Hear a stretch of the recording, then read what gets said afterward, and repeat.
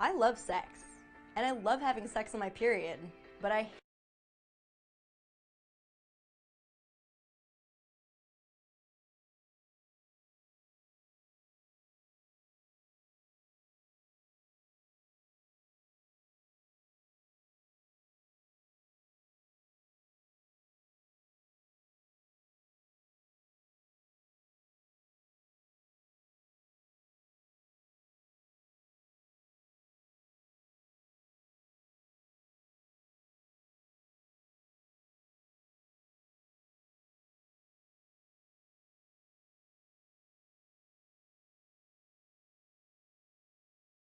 hate having messy period sex. Once a month, I consider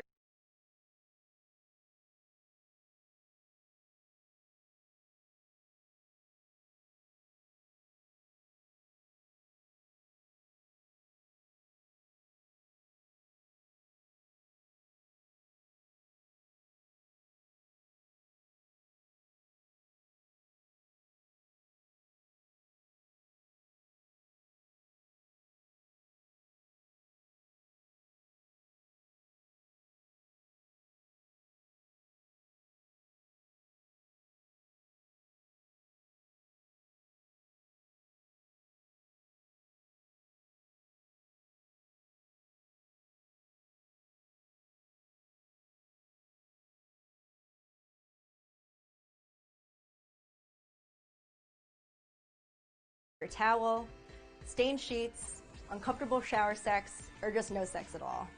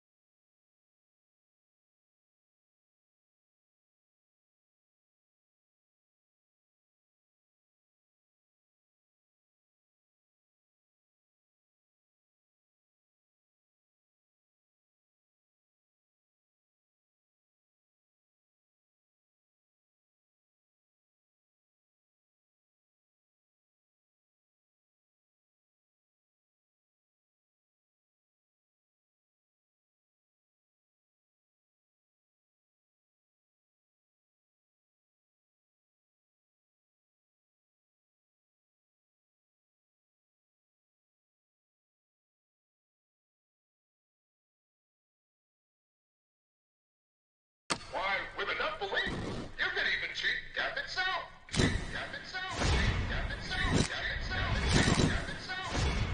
You know, it really is uncanny how these two games overlap.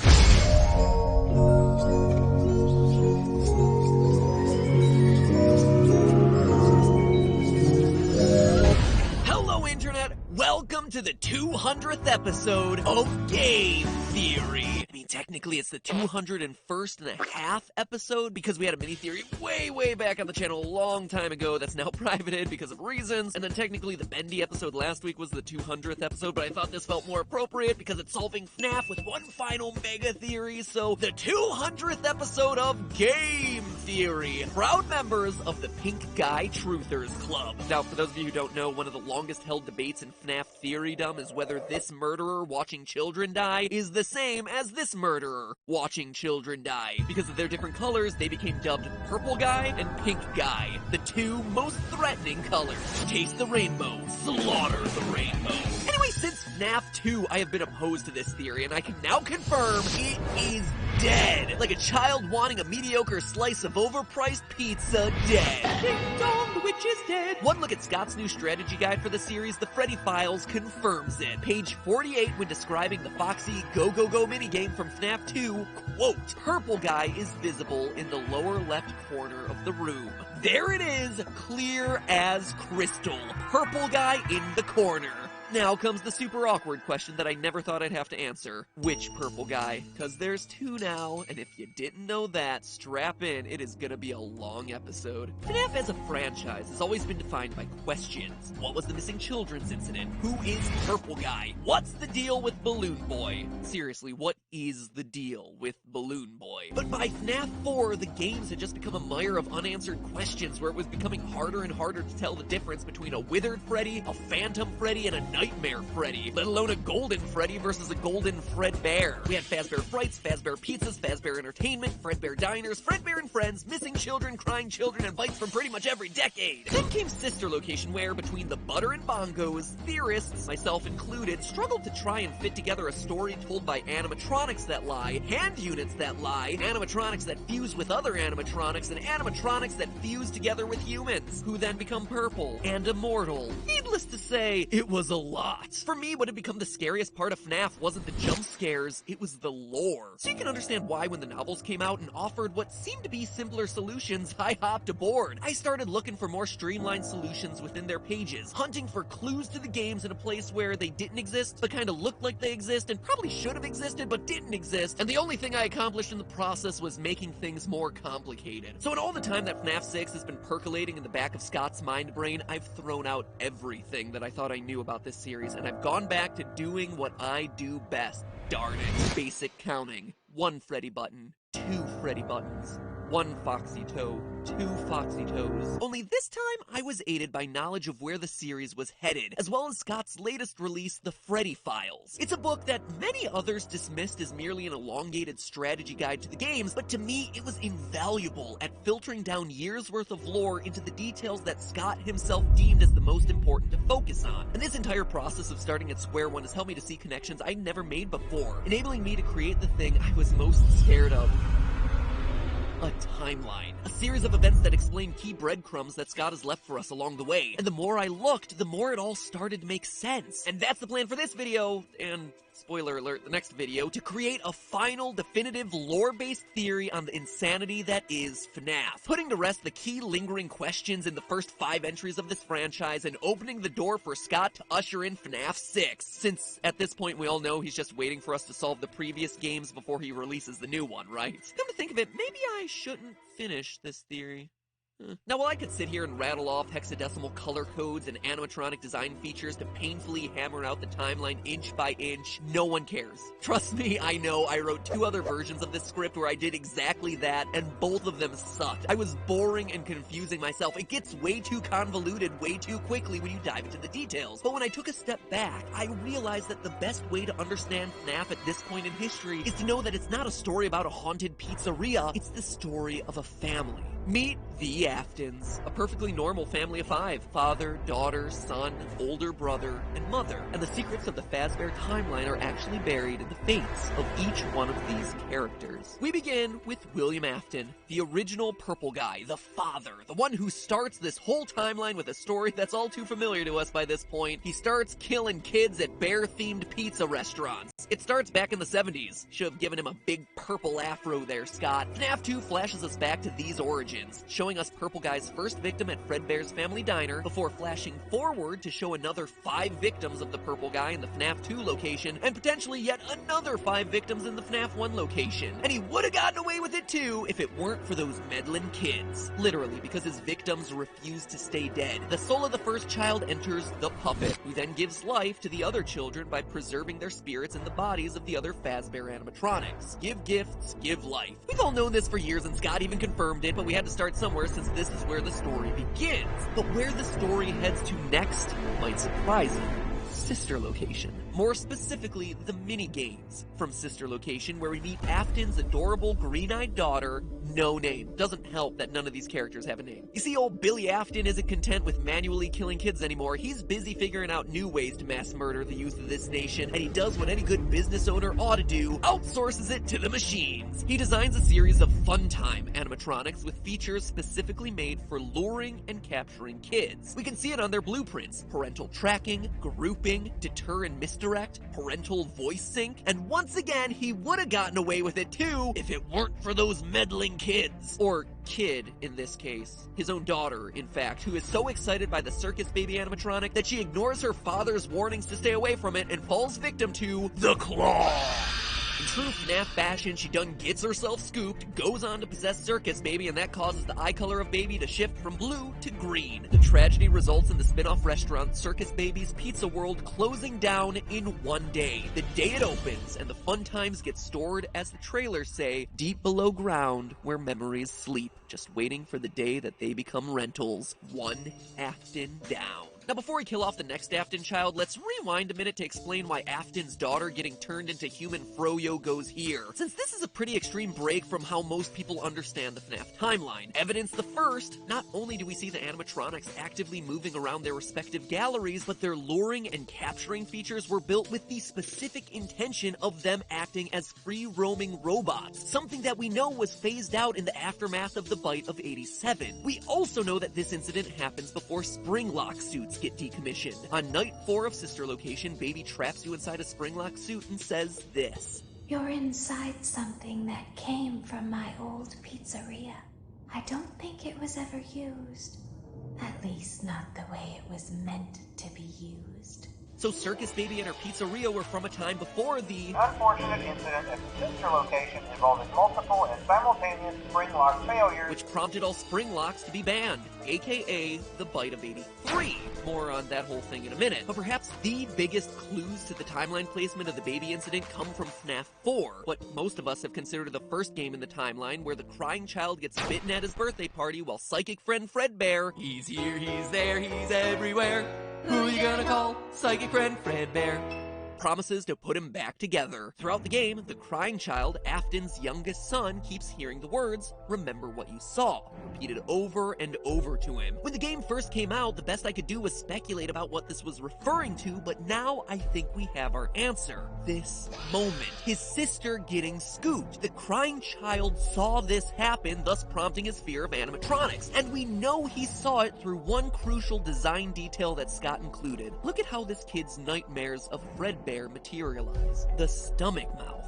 It's a design detail that we all overlooked, but there it is, positioned in the exact same way that Baby rips in half to claw grip Afton's daughter. It's how a child would perceive that incident. And that's not all. It also explains why the Afton home has an empty girls' room in it. Something that Scott clearly thought was important for us to see, so why is it empty? Because the sister is gone. She's dead. She's a victim of William's sloppy kidnapping scheme. Just to be clear, I know a previous theory said this girl was Baby, but she's not. It was a predictive theory based on visual similarities that didn't pan out. In Sister Location, Scott very clearly showed us that Afton's daughter doesn't wear her hair in pigtails and has a different color of hair than the pigtail girl in FNAF 4. And we all know how picky Scott is about colors, at least at this point in the series. He learned his lesson after the whole pink guy thing. That's not all. Ballora also gives us an interesting perspective as we move on to the next member of the Afton clan. Here's a big question that no one's thought to ask about this series yet. The mother, Mrs. Afton, where is she? I mean, don't get me wrong, adoption is a great thing, but something tells me that Slick Willie over here isn't the single father of 3 type. It was a question that I had never considered until the answer practically slapped me in the face while I was reading the Freddy files. On page 127, Scott draws a very clear contrast between Funtime Freddy's voice system and the one belonging to Baby and Ballora. Quote, Funtime Freddy's audio seems pre-recorded and relates to kids and birthday parties, unlike Ballora and Circus Baby's audio, which is more complex. End quote. It's an interesting detail for Scott to specifically call out that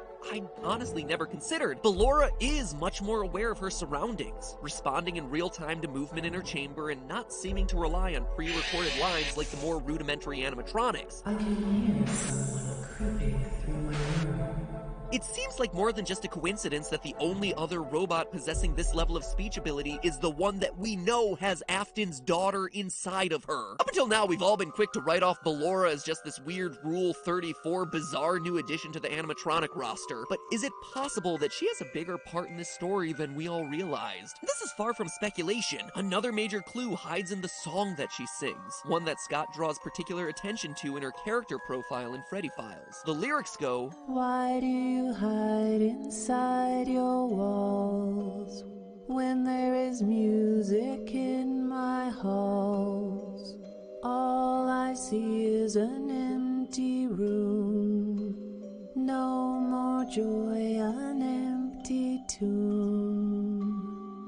It's so good to sing all day, to dance, to spin, to fly away.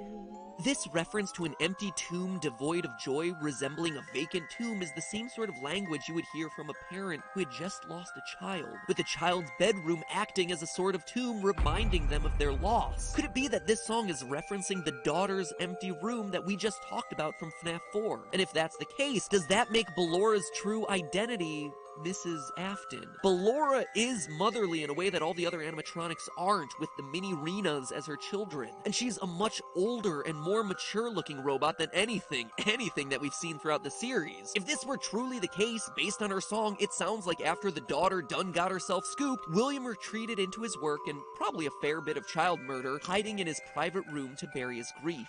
That's what Bellora's line, "hiding inside your walls," is referencing. It would also explain why William has abandoned his other two sons by the year 1983, the time we see FNAF 4 roll around. He's too grief-stricken, leaving the older brother to be the one to have to take care of the crying child. Somewhere before 1983, his wife leaves him, or dies, or something. It's not really that important, and Afton preserves her memory inside the animatronic Bellora. And with that, another Afton gets buried in the basement. Which brings us to 1983 and leaves the men of the household as the last one standing. Crying child, older brother Michael, and the fate of William. One gets bit, one gets scooped, and one gets sprung?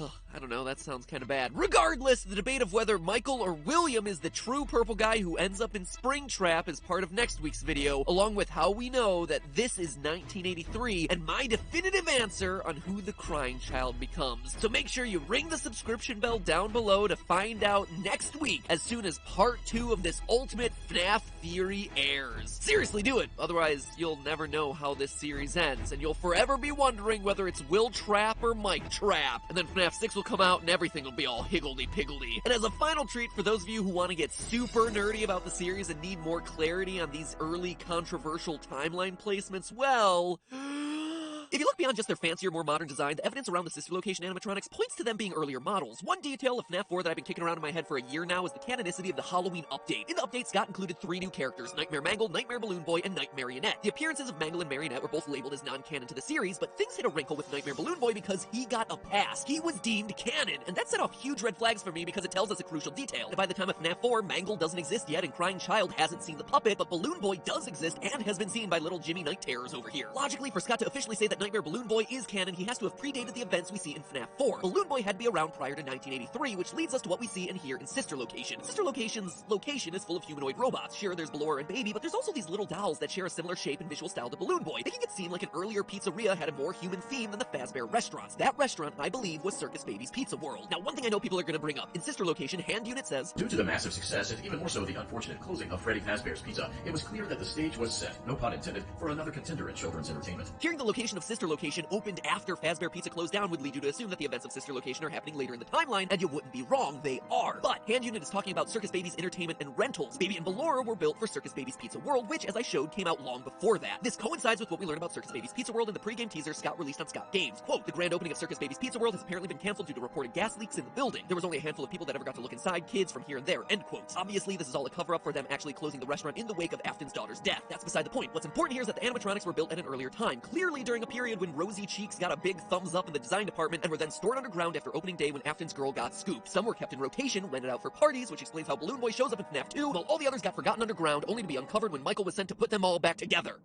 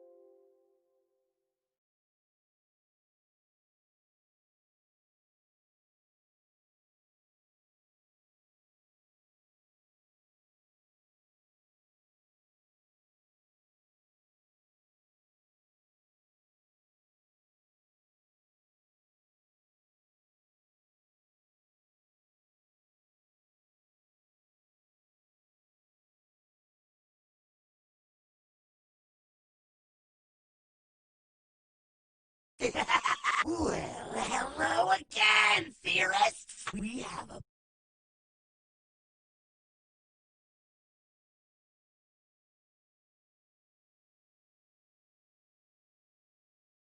party planned today, and it's all for you! So, are you ready for round 2? Well, are ya?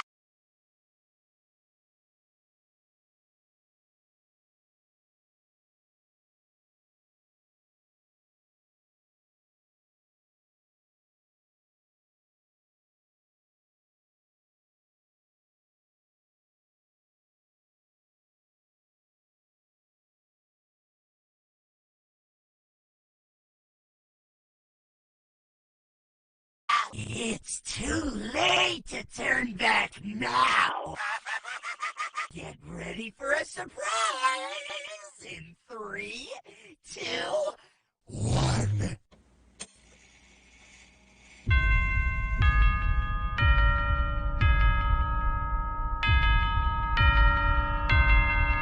Hello, Internet! Welcome to Game Theory, where, did you know that Funtime Freddy was almost German? Jawohl! Check it out! Hello, little children! Glad to see you back again! Come closer, I'll sing a song for you! How wild is that? Forget Freddy Fazbear, it's Freddy Fuzzbar. Calling it right now, FNAF 5 gave us sister location, FNAF 6 gives us international expansion. So, this is it. The end of an era. My last FNAF lore theory until a new game gets released. Makes me kinda sad, actually. So let's make it a good one as we set out to finish the job that we started 3 whole years together. And spoiler alert, purple guy? It's not the phone guy. Believe me, I tried. So of the 5 Aftons, last time we had killed off 2. Mother and daughter who go on to become Baby and Ballora. Afton's daughter getting clawed results in the immediate closure of Circus Baby's Pizza World, leading the company to retire the creepy, rosy-cheeked characters deep underground where memories sleep. But now let's talk about one question I haven't addressed yet, and one that was on everyone's mind during the launch to Sister Location. Where is Chica in all this? For the first time in these games, one of the core 4 animatronics was just gone. That seems significant, right?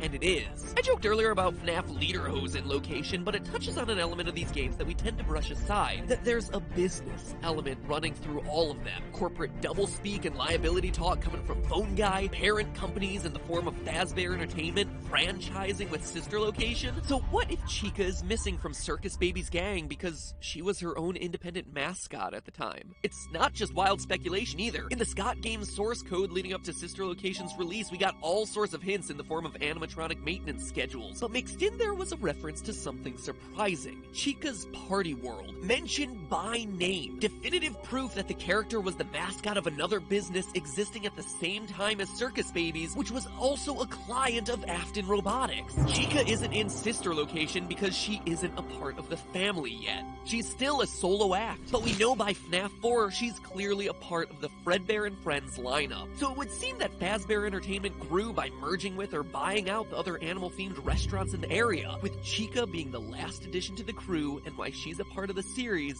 from here on out. So no, theorists, contrary to popular belief, it wasn't just Scott trying to reduce the amount of creepy, poultry-themed fan art. Let's be real here for a second. Bibs aren't sexy.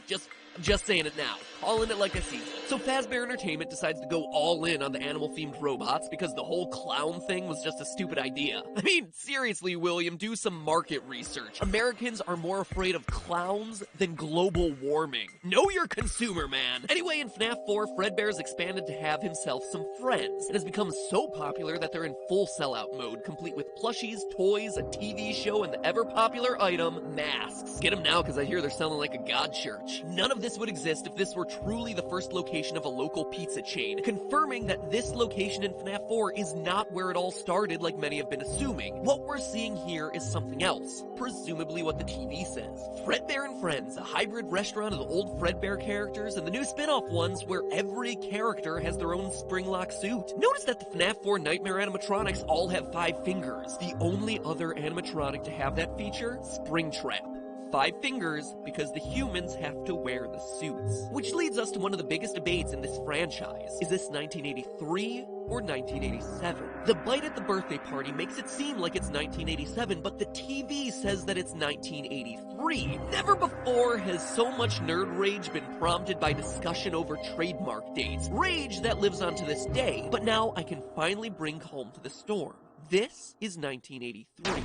We know this based on a recent Reddit post Scott made on the subject of whether or not he's ever retconned his story. Quote, "The truth is that I've done one actual retcon in the series, although I'm not going to say where it was. There have been other times, however, when my original intentions didn't come across clearly. In those instances, I make a point to clarify in the next game. I used sister location to clear up a misconception from FNAF 4. End quote. Reading this, the obvious misconception from FNAF 4 was the year the events of the game took place, which, true to his word, he clarified via sister location and the private room camera code of 1983, 1983. When Michael Afton revisits his father's control room decades after the fact, he sees that all along William had been surveilling their family home using cameras that were password protected by one of the most sorrowful dates of his life. Regardless, neglectful father William participates in the worst Bring Your Son to Work Day program ever by taking his traumatized son to a restaurant filled with robots he's afraid are gonna scoop him. And solidly in the no-help column is his older brother who taunts him mercilessly for his fears. The story comes to a climax when the brother's teasing goes too far, getting his younger brother chomped at his own birthday party. At the end of the game, William, through his psychic friend Fredbear observation plushies, patent pending, promises to put his son back together.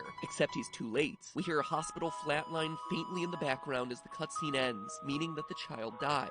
But that's far from where his story ends. He appears in every other FNAF game because even though Daddy fails to put him back together, miraculously, the crying child finds his way into becoming the ghostly Golden Freddy. For proof as to why, let's speed things up.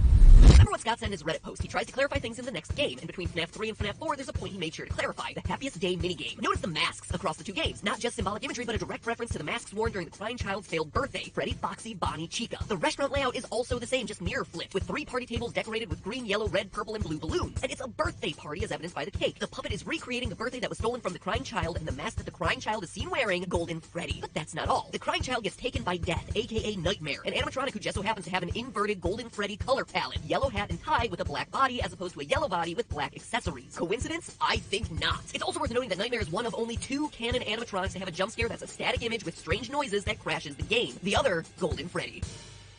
Which leaves us with 2. William and Michael, father and son. Purple guy and other purple guy. The rest of the timeline is the story of a serial killer father and the son who's following behind, retracing William's steps to undo his father's cruel work and free the spirits of the dead children. This next bit we're all pretty familiar with since it's based on evidence from Phone Guy. The bite of 83 causes spring locks to get discontinued. William, acting as a technician across all the Fazbear restaurants, is responsible for handling the recalled suits and starts using the Golden Bonnie outfit to lure children into the secret safe rooms hidden in the back of each restaurant while he'll be safely off camera. He first strikes on June 26th at the FNAF 1 location. This murder, dubbed the Missing Children's Incident, eventually gets the place shut down, but results in Foxy, Bonnie, Chica, and Freddy getting newly murdered children to power their engines. Those animatronics, along with the puppet, get shifted to the FNAF 2 location along with some new toy robots linked to a criminal database to prevent a mass murder from happening again. Even some old favorites get pulled out of retirement, specifically Balloon Boy. And with that full roster, Freddy Fazbear's Pizza has its grand reopening. Now posing as a security guard, William, with his spring lock crank in hand, not phone, strikes again, causing the place to get investigated. William flees the scene, leaving the day shift security guard position open. Jeremy Fitzgerald moves up to fill the empty slot, but gets himself bit by the agitated animatronics in an event that comes to be known as the Bite of 87, an event that forces the company to cease any free-roaming activities of the animatronics from that day forward. The toy animatronics get scrapped for just sucking at spotting a child murderer, and the old robots get stored back at the original FNAF 1 location. At this point, though, William knows that these things are alive and angry at him, so he tries to dismantle them using the safe room as his cover. And it would have worked out too if it weren't for those meddling kids. Or at least their meddling spirits, because he didn't calculate that the spirits could live on without the animatronic shells. He tries to defend himself against these ghosts by ducking into his trusty murder suit, but his haste coupled with the moisture of the room causes the spring locks to fail and Afton to get skewered inside of the big yellow bunny. The company, trying to save save face, and let's be honest, their stock value covers up William's crime spree by sealing off the safe room with the dying William Afton, now Springtrap, inside. I know, but Michael might be Springtrap. We're getting there. The management instructs all Fazbear employees to behave as though those safe rooms never existed, and another Afton falls victim to a horrible fate. Only this time, he absolutely, totally deserved it. But now let's look at the final Afton, Michael. His story begins with the main gameplay of Sister Location, where Mike Afton, who we learn looks a lot like his father, they didn't recognize me at first, but then they thought I was you. Is sent by dear old dad to put his sister back together. A promise that William makes to apparently a lot of his kids. This request of Michael presumably happened some years earlier when Mike was still a child, or before Afton ran away to escape murder charges, as implied by him saying, I'm going to come find you. Mike succeeds in saving Baby, but gets himself scooped in the process, having his innards replaced with innards. As we see throughout the canon Custom Night cutscenes, this causes his body to slowly decay, turning purple, until Ennard abandons ship to look for a fresher body that'll draw less suspicion. Michael miraculously survives his Ennard enema, and here's where all sorts of puzzle pieces start to fall together. First, we know his name is Michael, but that he also goes by Mike, as shown by his name tag on hand unit. This immediately connects us to FNAF 1's Mike Schmidt, the original security guard, a guy who eventually gets fired for tampering with the animatronics and his odor. It was the first game in the series, so we all thought it was a funny joke, but now we know better. Scott doesn't do jokes. Not only does the name Mike match, but a rotting flesh sack with no innards would definitely be pretty smelly. And if, true to Sister Location, Mike's mission is to free the spirits of children killed by his dad, he would absolutely be guilty of tampering with the animatronics. It even provides us for an explanation as to why the animatronics would be trying to kill him in the first place. We hear it in Sister Location. He looks just like his father, which, man, William, if your face looks like a rotting corpse, might be time to consider getting some plastic surgery. But if all that wasn't enough, we can even tie it in with Golden Freddy's behavior in the game. Anytime Golden Freddy appears in FNAF 1, he's accompanied with the flashing text of, "It's me." As we just saw, Golden Freddy contains the spirit of the crying child, Mike's brother. So the "it's me" is one brother speaking to another brother, making him aware that he's here, he's present, and in need of spiritual release. Now, knowing that Mike Afton and Mike Schmidt are one and the same, rewind to FNAF 2 and the character Fritz Smith, a security guard fired on his first day on the job for what? Odor and tampering with the animatronics. Coincidence? Absolutely not.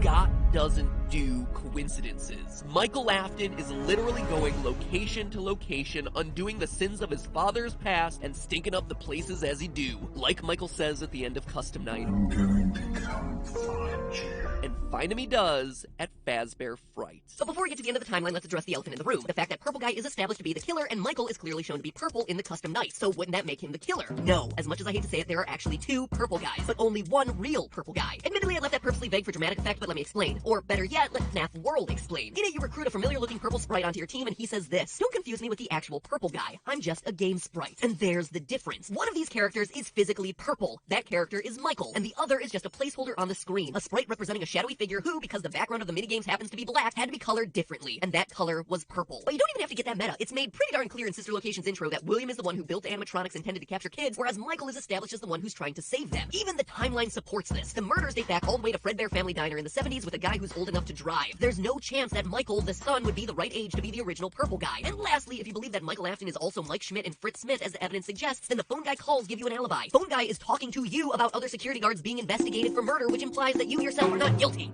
Mike's efforts to atone for his family's past prove to be successful. Game by game, we see him piecing together the family reunion. Sister Location saw him free both Ballora and Baby. Then in FNAF 3's Fazbear Fright, Afton's younger brother, now in the form of Golden Freddy, receives peace via the Happiest Day minigame. Even the spirits inside Freddy, Foxy, Bonnie, and Chica get exorcised by Mike, which is why the good ending of FNAF 3 shows 4 empty, unlit animatronic heads. That's also why, come the main gameplay of FNAF 3, the only animatronic that's still active in real life is Springtrap. Mike has been successful at appeasing every other one of the spirits, leaving him alone with dear old dad. I'm going to come find you. He gets a job as security guard of Fazbear Fright, and shortly after, the creators of the attraction stumble across FNAF 1's secret room, with the remains of Mike's father spring-trapping around inside. Mike sets the place on fire to finish off his killer dad once and for all, because seriously, did you really think that building just spontaneously caught on fire? Fires in fictional stories always have a dramatic purpose, and Mike would have gotten away with it too if it weren't for that meddling father, who in both the FNAF 3 newspaper clippings and Sister Location's special ending is shown to have survived the fire and is now undoubtedly more bloodthirsty than ever. The end. Question mark. Hallelujah.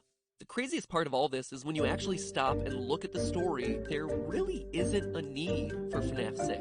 Outside of the return of Springtrap cliffhanger and revealing what's inside the box, yeah, remember that, everything else pretty much has an answer. Sure, there are still parts of the tale that could be more fleshed out, like the origins of the puppet or what happens after Ennard gets ejected from Mike, but at this point, all the characters have completed their story arcs. The family is reunited and the spirits are all at peace. It's actually pretty poetic. It took nearly 20 theories and literally weeks of my life studying these breadcrumbs to get there, but we did it. We got to a solution that fit together practically all of the loose ends, and that's pretty darn special. Thank you for being a part of that journey with me. It's been an incredible ride. I have no doubt that this isn't 100% correct, but you know what? It's an explanation I'm happy with. One that I feel provides a sense of closure to the series, and one that I'm gonna let stand as my final word on the 5 games worth of series lore until a new installment. Crap, a new installment that just so happened to get teased immediately after last week's part 1? Scott, don't go getting predictable on me. Calling it now just so I can avoid the inevitable prediction theory. It's an installment that looks like it's going to be taking yet another step back in the timeline to tell the origin stories of the puppet. Notice how the sprites are the exact same as the FNAF 2 Give Cake minigames, where the first child gets murdered and the puppet pops out of the screen. Also notice that the rainbow design is a direct callback to the aesthetic of 70s technology, which is when Fredbear Family Diner and the first murder would take place. Lastly, the source code on Scott Games keeps saying, what is paragraph 4? Well, paragraph 4 could be relating to a lot of things, but the one thing that jumps out at me is that as soon as my episode went up, this teaser came out. Paragraph 4 of my episode last week happened to be about William Afton's first murders. But before I end all this, let me give the hardest of hardcore fans one more deep dive on the whole Will Trap versus Mike Trap debate. Let's speed it up. Most hardcore fans believe Mike is the purple guy currently in the Springtrap suit, and it's easy to see why. His voice is modified with an electronic effect in the custom night ending. Springtrap pops up at the end of Mike's final words. I'm going to come find you. And the purple guy sprite who ends up in the suit is seen releasing kids from their animatronics. However, these are easily explained away. We've heard Springtrap talk before, or should I say gurgle before in FNAF 3. And Mike's voice is very different from Springtrap's. Springtrap popping up on I'm going to come find you could very easily just be a visual storytelling element where Mike is stating his mission to track his father down. We visually see that he did it, but oh no, cliffhanger, Dad ain't dead. And we already talked about how William could very well be dismantling the animatronics to try and stop their attack. So it seems like a pretty balanced debate, or at least it does until you look at the timeline. Based on order of events, William inside Springtrap is undeniable. Whoever is working as Night Guard and Fazbear Fright can't just be some random guy off the street. It's someone who has seen both the FNAF 1 and FNAF 2 animatronics, considering he's having hallucinations of Mangle, Balloon Boy, and the puppet, as well as the first generation version of Chica. The only person who worked at both of those places outside of William Afton himself is Michael Afton. Also, we hear that Circus Baby's rentals appeared in the wake of Freddy's Pizza being closed, but the safe rooms were sealed with Springtrap inside while Freddy's Pizza was still open. That's why there's a whole series of phone guy tapes telling employees about the safe rooms, how to use them, and then, oh wait, no, we're closing them down, pretend like they never existed. This is just to inform all employees that due to budget restrictions, we previously mentioned safe rooms will be sealed at both locations. Including this, more crews will be here hosted today, constructing a false wall over the old door base. Nothing is being taken out beforehand, so if you left anything inside, then it's your own fault. And we also request that this room not be mentioned to family, friends, or insurance representatives. If Mike were truly Springtrap, that would mean he never would have had the opportunity to get souped and turn purple since Circus Baby's rentals wouldn't have opened at that point, and he would have been trapped in the walls of the FNAF 1 location in the Springtrap suit. Lastly, if Mike were Springtrap, then who set fire to Fazbear Fright? I guarantee that fire was intentional. It was meant to finish off the last awful pieces of Freddy's legacy, and Mike's really the only one possessing that sort of motive. William is the established killer who would be cocky, thinking that he got away from the spirits by hiding in his golden Bonnie suit, which seems very counter to how Mike behaves. Oh yeah, and let's also not forget Scott confirmed our theories on the killer being in Springtrap years ago. If all of that doesn't convince you, hell, I look forward to watching your research. Alright, 12 pages later, I'm finally ready to close this thing out. But hey, that's just a theory.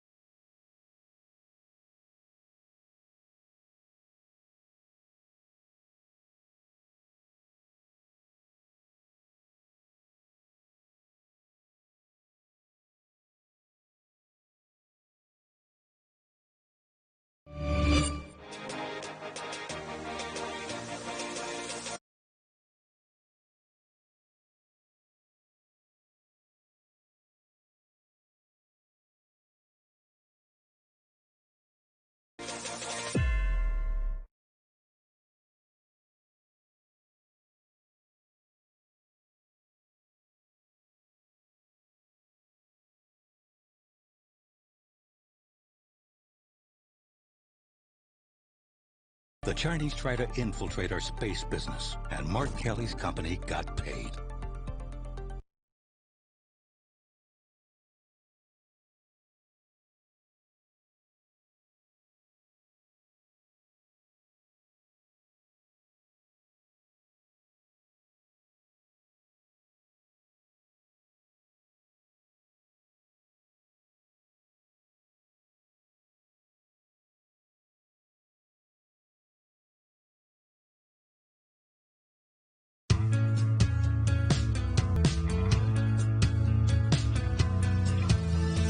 Dear Diary, yesterday was so amazing. I met such a wonderful guy, and I know just how to get him. He'll be mine by the end of the day. I just know it. I'll tell him that I've solved the lore of his games and constructed a timeline. And once he's there, I'll have him. And once I have him, he'll be mine forever. There's only one thing that could possibly go wrong.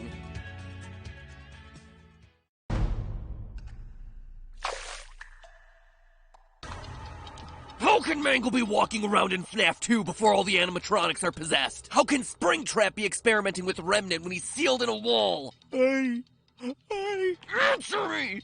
I don't know. That's exactly what I worried might go wrong.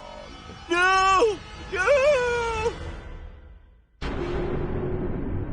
Hello, Internet! Welcome to Game Theory, getting burned by hippos since 2018. Not every story has to have significance, you know? Sometimes a story is just a story. You try to read into every little thing and find meaning in everything anyone says, you'll just drive yourself crazy. Kinda harsh there, Scott. Speaking of stories, last FNAF Theory, I was at the lowest of lows. The survival logbook threw a lot of weird curveballs into the lore that I don't think anyone was really expecting. Reveals like Michael Afton being the bite victim were interesting, but also really difficult to explain away. And that's where things sat until now. With both the release of the final FNAF book, The Fourth Closet, and what seems to be the final FNAF game, Super FNAF Brothers Ultimate. They're all here. And now with both these releases, we're finally in a position to see all the puzzle pieces we're working with, which means one last examination of the franchise from top to bottom, starting with Custom Night this week, and then next week stepping back and looking across the entire timeline to see if we can wrap things up in a neat blood-soaked bow now that we can see all the events and key players. So step through the curtain, Funtime Foxy, because the show's about to start. It's time for me to pull a Candy Cadet and tell you a story. A story of anger that never dies. A story of never-ending suffering.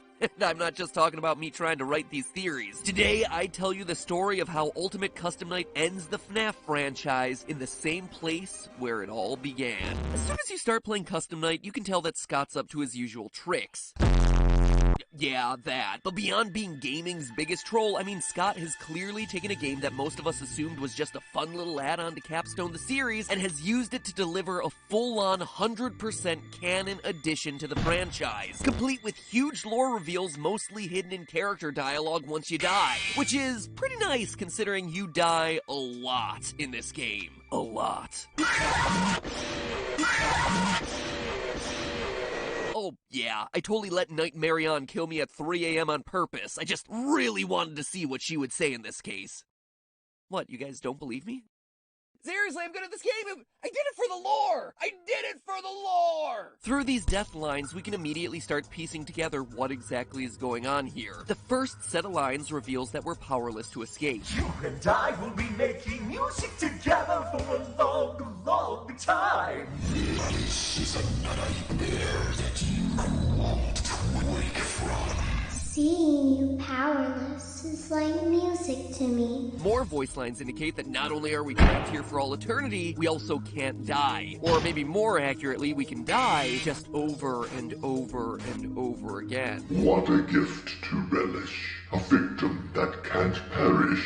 Let's taste death again and again and again. You won't get tired of dying, will you? By the way, for those of you who don't have an encyclopedic knowledge of every element of this franchise, that Toy Chica line is actually a fun little callback to one of my favorite moments in the franchise. Foxy Fighters, update 1.2 for FNAF World. You won't get tired of my voice, will you? So anyway, our character here is kinda screwed, trapped for eternity in a never-ending cycle of torment and death. It should be pretty obvious what's going on here, but I think Jacko Chica really sums up the situation best. The fire within me burns eternal, and now you shall as well. That's right, we're trapped in heck. H-E double hockey sticks. Or toothpicks like my family always said, since we valued proper capitalization. And from there, it's just a hop, skip, and a karmic jump away from who we're playing as. None other than Springtrap himself, William Afton. Not only does a one-way ticket to hell follow up on the advice Henry gave us from FNAF 6, although for one of you, the darkest pit of hell has opened to swallow you whole.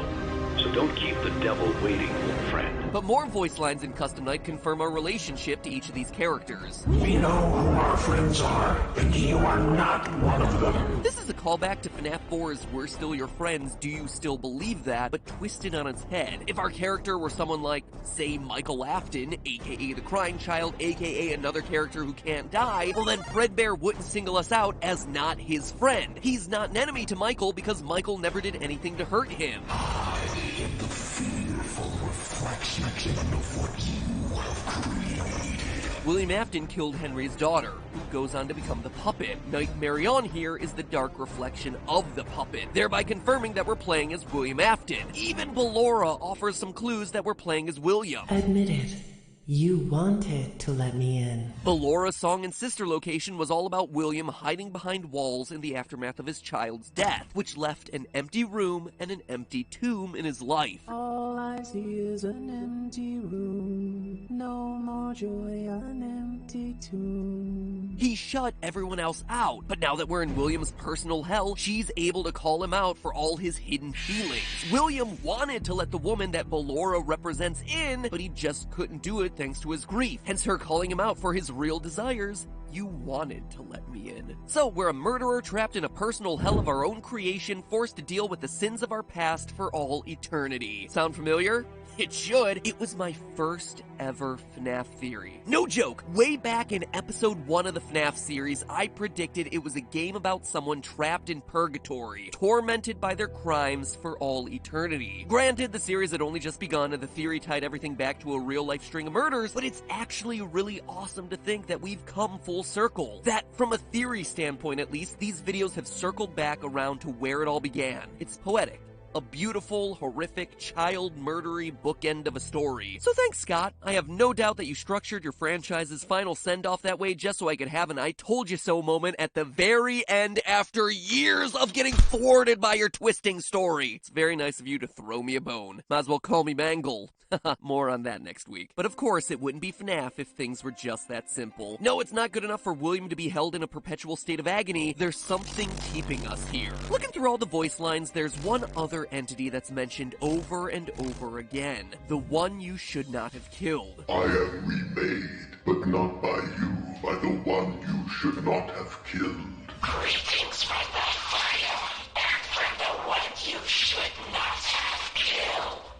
Excuse me, what? The one I shouldn't have killed? You mean Voldemort? Oh, sorry, got him confused with He Must Not Be Named. But seriously, the one I shouldn't have killed in a franchise piled high with underage bodies. Okay, yeah, sure. All those other kids, nah, they deserved it. But that one right there, yep, shouldn't have touched him. Now you're damned for all eternity. Sucks to be you. Anyway, this is the big mystery of the game. Who are they talking about? Well, by picking apart clues from all sorts of different locations, we can start piecing together who this one who must stay vague for lore purposes actually is. First, from the rest of the voice lines, we can identify that this character is a male. I have seen him, the one you shouldn't have killed. He's here and always watching, the one you shouldn't have killed. Notice how both of them use the pronouns he and him. We also know that this guy specifically has a vendetta against us. To understand that, we have to turn our attention to the true stars of Ultimate Custom Night,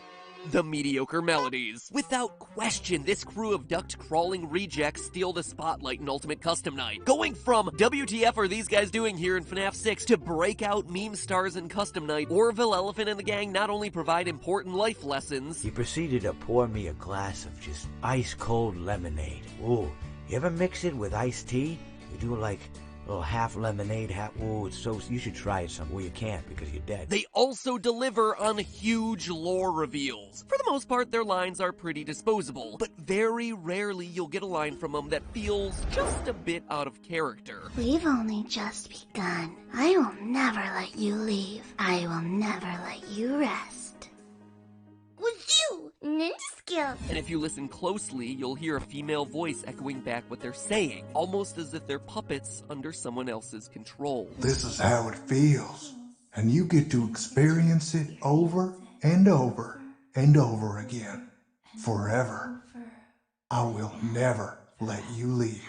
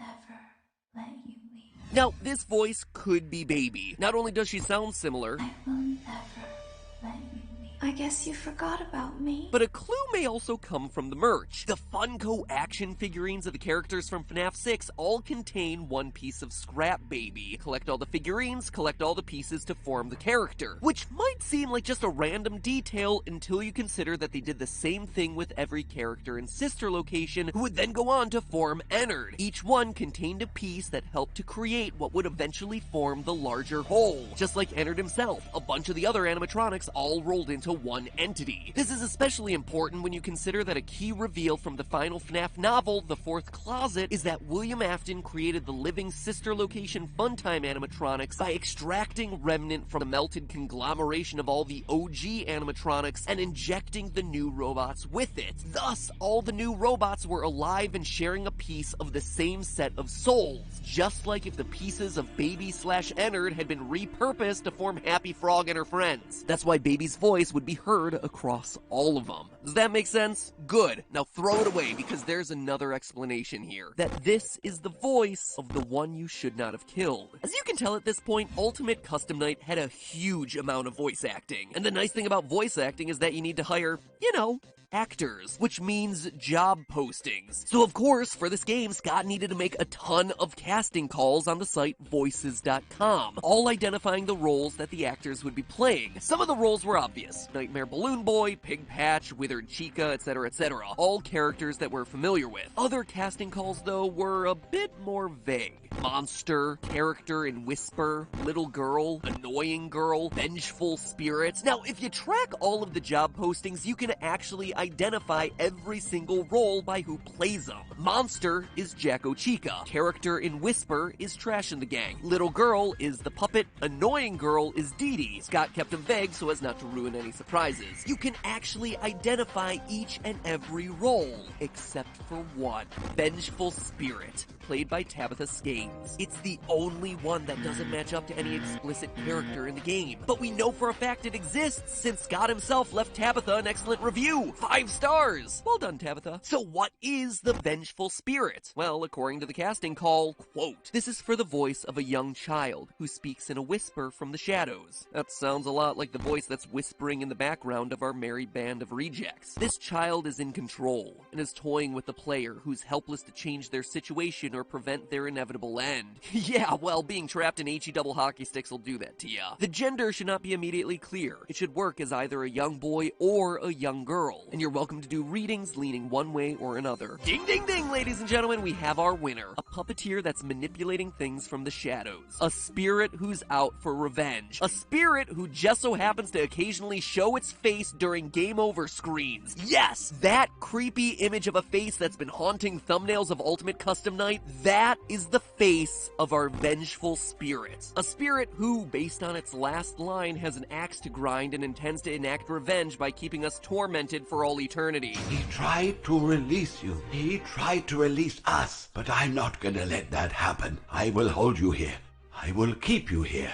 No matter how many times they burn us.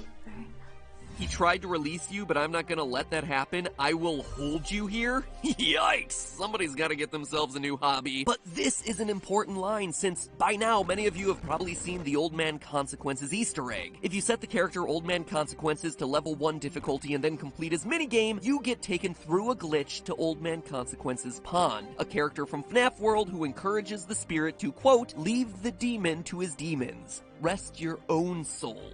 There's nothing else. He's encouraging the angry spirit to finally rest, to give it up, to move on, instead of just chasing down the demon, William Afton, and spending eternity enacting revenge. But that all leads to the question, who is this vengeful spirit? The one William should not have killed? Well, it's Golden Freddy. For proof, look no further than the final cutscene of the game. If you manage to get the nearly impossible score of 9,800, 49 animatronics at full difficulty, you see Golden Freddy in his FNAF 1 form twitching.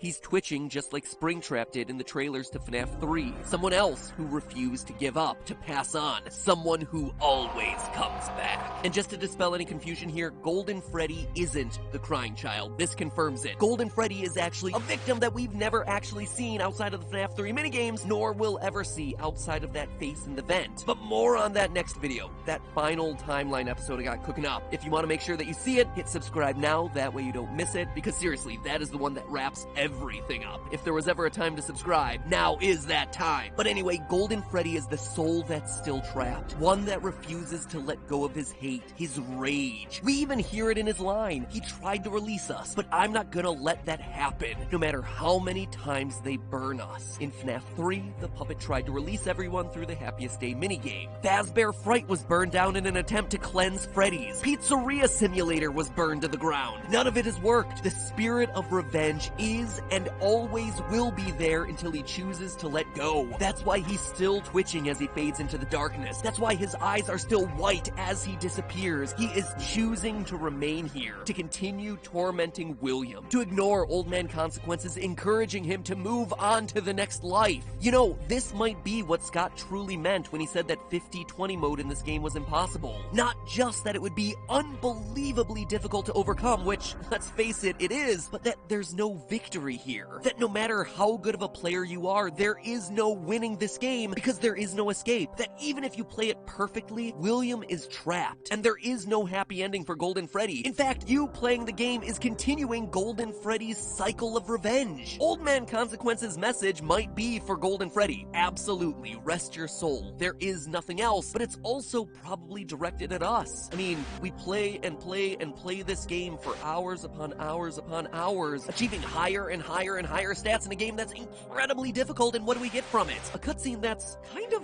underwhelming, actually. Perhaps Old Man Consequence's message was for Golden Freddy, sure, but also for us. Rest your own soul. There is nothing else. There is no deeper ending here. There is no satisfaction. This is it. And by choosing to play, we keep William's cycle of torment alive. We are literally Golden Freddy forcing William through this over and over and over again, refusing to move on, refusing to accept that there is nothing else. It's perhaps the most satisfying, unsatisfying conclusion in all of gaming. And as far as your gameplay affecting character decisions, well, it doesn't get any more seamless than that.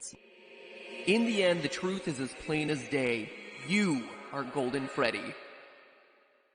Next week, the grand conclusion as I break down literally everything else in this game and all the other games and the books as we try to piece together one mega final timeline. I told Stephanie the other day that I was reworking the FNAF timeline. She's like, what is this, like the 80th time? And I'm like, yeah, pretty much. So place your bets now as to where you think the events are gonna fall. Make sure you subscribe so you're notified of the new video. And most importantly of all, remember, that's just a theory. A game!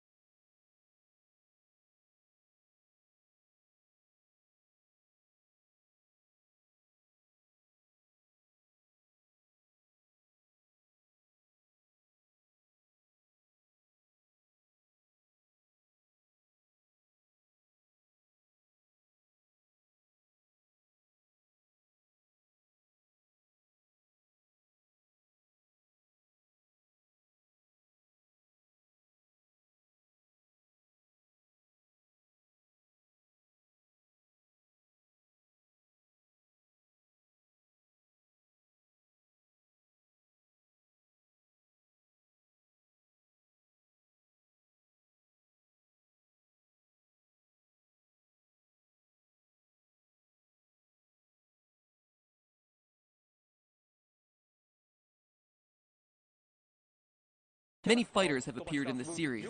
I'm sure you're all eager to find out who will be joining the roster this time. Please, take a look.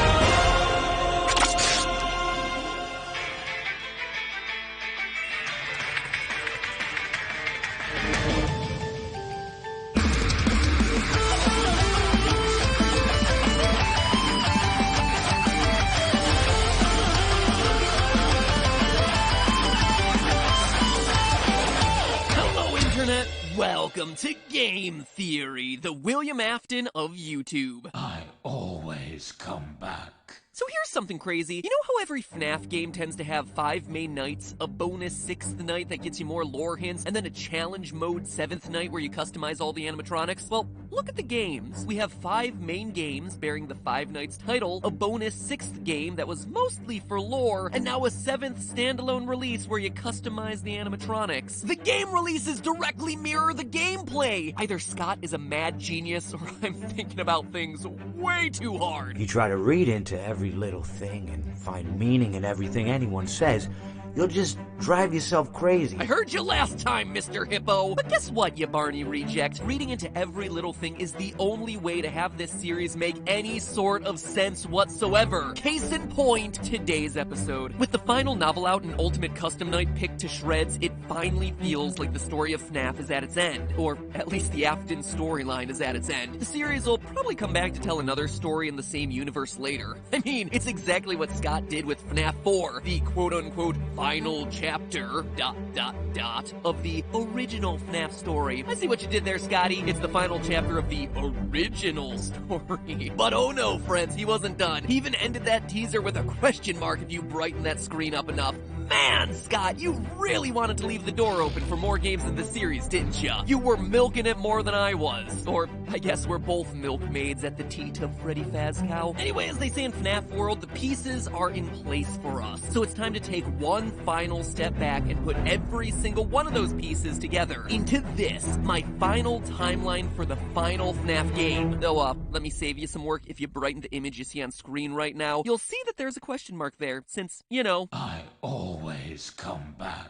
And if he comes back, well, I gotta pull myself a Samurai Freddy and pursue the anime Fox of Truth wherever it may lead. Let's do this. Now, putting together a final timeline of events for this series is incredibly challenging and requires us covering a lot of really minute details from literally every element the series has ever released. This is my longest, most involved theory in 7 years, covering every square inch of the series. So fair warning that this episode is not for the faint of heart. It is extreme. A way for me to simultaneously flex my knowledge of the minutiae of this series, all while trying to come up with a satisfactory answer to pretty much every question it has ever thrown our way. And of course, there are some questions that don't have clean answers, which I'll be calling out for you as I go. So for those of you who want to take the challenge and attempt a timeline on your own, let me first explain my thought process. As I was writing this episode, there are 3 hard and fast rules that I applied. First, it's important to note that I put greater emphasis on information that was released more recently in the series. While, yes, everything in the series is important, by FNAF 4 and even more so Sister Location, we can assume that Scott had a complete picture of the story in his mind. It's easy to forget that FNAF 1 was going to be Scott's final game after years of trying to be a game designer and hitting dead ends. Do you really think that he imagined a lore so deep that it would cover 8 games, 5 books, and countless teasers? That he predicted his story would be so massively popular that it would involve undead purple people way back when we were all just making memes about Foxy Swiggity Swooty coming for that booty? Probably not. So it's safe to assume that the newest information we're getting in the games is the most accurate in pointing to the final story he's looking to tell. So that's rule number 1. Rule number 2, adhering to key dates and events. Now, there isn't much that's certain in this story, which means that the things we do know must serve as fixed points that the other details fit around. We know for a fact from FNAF 1 phone calls that the animatronics are allowed to walk around freely until the bite of 87. We know from FNAF 3 calls that the golden spring-lock suits are eventually retired to a back room after a tragedy at a sister location, the FNAF 4 Bite, which itself takes place in 1983. FNAF 3 also tells us that at some point William Afton tries to dismantle the robots, whose spirits rebel, causing him to become Springtrap, eventually getting himself sealed up behind a wall until the workers at Fazbear Fright discover his body and set him loose again. Details like those have to be our guideposts if we're having any hopes of getting anywhere in the story. And lastly, rule number 3, realizing that this isn't just a simple linear timeline. It's clearly established in the games that multiple Fazbear locations exist at the same time, and that the events in one affect what happens in other locations. For proof, just look at Phone Guy in FNAF 3. Welcome to your new career as a performer/entertainer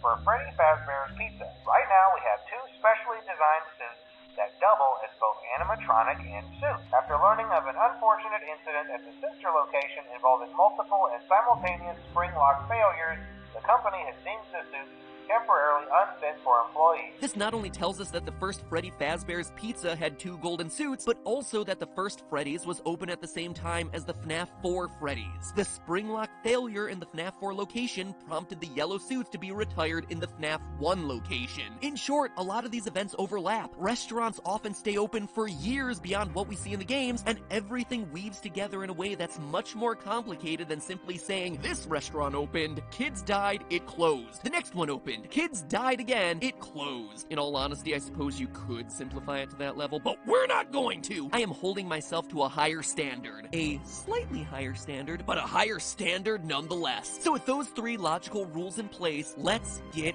analyzing. To begin, we have to identify who William's first victim was. Now, I've covered FNAF a lot, but in all my theories, one thing has remained consistent since FNAF 2, that the puppet was first. Henry's daughter. She is the character who gives life to all the other animatronics, so it would just make sense for her to be victim numero uno. But outside of that, it's always been just an assumption. And now that we've seen the event actually take place in the games, I think I've been wrong about it this entire time. Think about it. We have proof that William kills Henry's daughter in FNAF 6, but as I talked about in a previous theory, we see that later that night, Afton goes to a place called Junior's where he's turned away at the door. Now, why would Scott show us this? FNAF 6 was all about tying up loose ends. He's not just gonna throw in a random bar to establish that the Mustard Man is an alcoholic or anything. He's doing it to establish a timeline. The only time we hear of anyone being turned away from any building for any reason in this series is in FNAF 2. From what I understand, the building is on lockdown. No one is allowed in or out,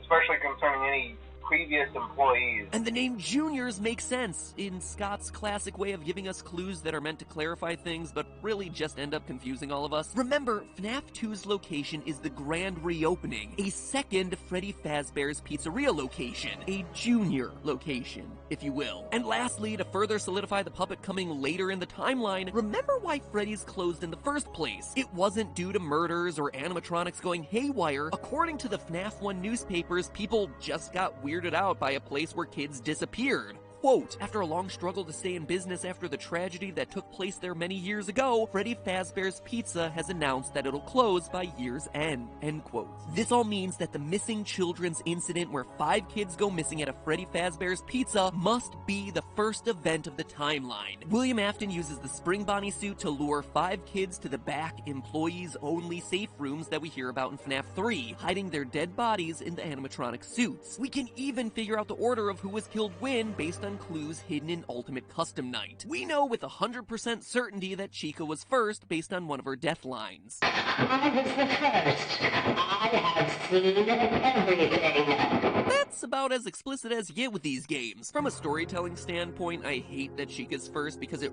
really should have been Golden Freddy, so he could be the first spirit killed and the final spirit to haunt Afton in Custom Night, but whatever. Chica, aka Susie, is death number 1. She's lured away by Afton, telling her that her dog died. We see it in FNAF 6's Fruity Maze. We also read about it in the 4th closet. Quote, beside them was a little girl with blonde curls. I heard Daddy say he was hit by a car, but I knew it wasn't true. Bonnie told me it wasn't true. He said he found my puppy. And did he take you to your puppy? He took me, but I don't remember. My name's Susie. We even hear about it in the Chica anime cutscenes from Custom Nights. I told him that someone ran over his dog in front of my house. Jeez, Scott, I know we were all looking for answers, but man, you beat that one over the head, didn't ya?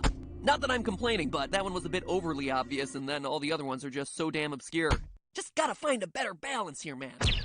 From there, we know that 4 other kids get taken and stuffed into suits. We know their names based on the gravestones at the end of FNAF 6. Gabriel, Fritz, Jeremy, and Grass. Hey, who are we to judge what other people name their kids? Probably some celebrity's kid. Oh, you must meet my children. This is Apple, Audio Science, and Grass. All joking aside, though, loyal theorists will remember this last grave was giving me a lot of trouble during a past theory. You see, this book, the FNAF Survival Logbook, holds a ton of reveals about the franchise, but they're all hidden in code. Some I was able to deduce, some left me stumped. But a few hours after releasing my video covering the book, the mystery was solved by the brilliant deduction of game theorist subreddit user DPowerful1. DPowerful1 used the numbers that I had found, 52, 39, 15, 7, 2, 10, 11, 8, and 11, and put them not into an alphabet grid for ciphers like I'd been doing and like the book was clearly hinting towards, but instead put them into the word search, of all places. Using the numbers as coordinates in the word search, you could spell the name Cassidy, a name that must belong to Golden Freddy based on the repeated use of Golden Freddy's signature line of "It's me" throughout the book, the gravestone imagery which lines up with the 5th mystery gravestone at the end of FNAF 6, and a mention of Cassidy in the final FNAF novel The Fourth Closet. And that would be more than enough proof, but it's not all. In the novel, Cassidy is described as a girl with black hair. And what do we see in the logbook? The puppet giving cake to a little girl with black hair. The only human child in the logbook, no less. And it's happening on a page talking about your happiest day. A direct reference to the happiest day minigame from FNAF 3, where the puppet gives cake to Golden Freddy in an effort to release its soul. You can even hear a girlish laugh every time Golden Freddy is summoned way back in FNAF 1.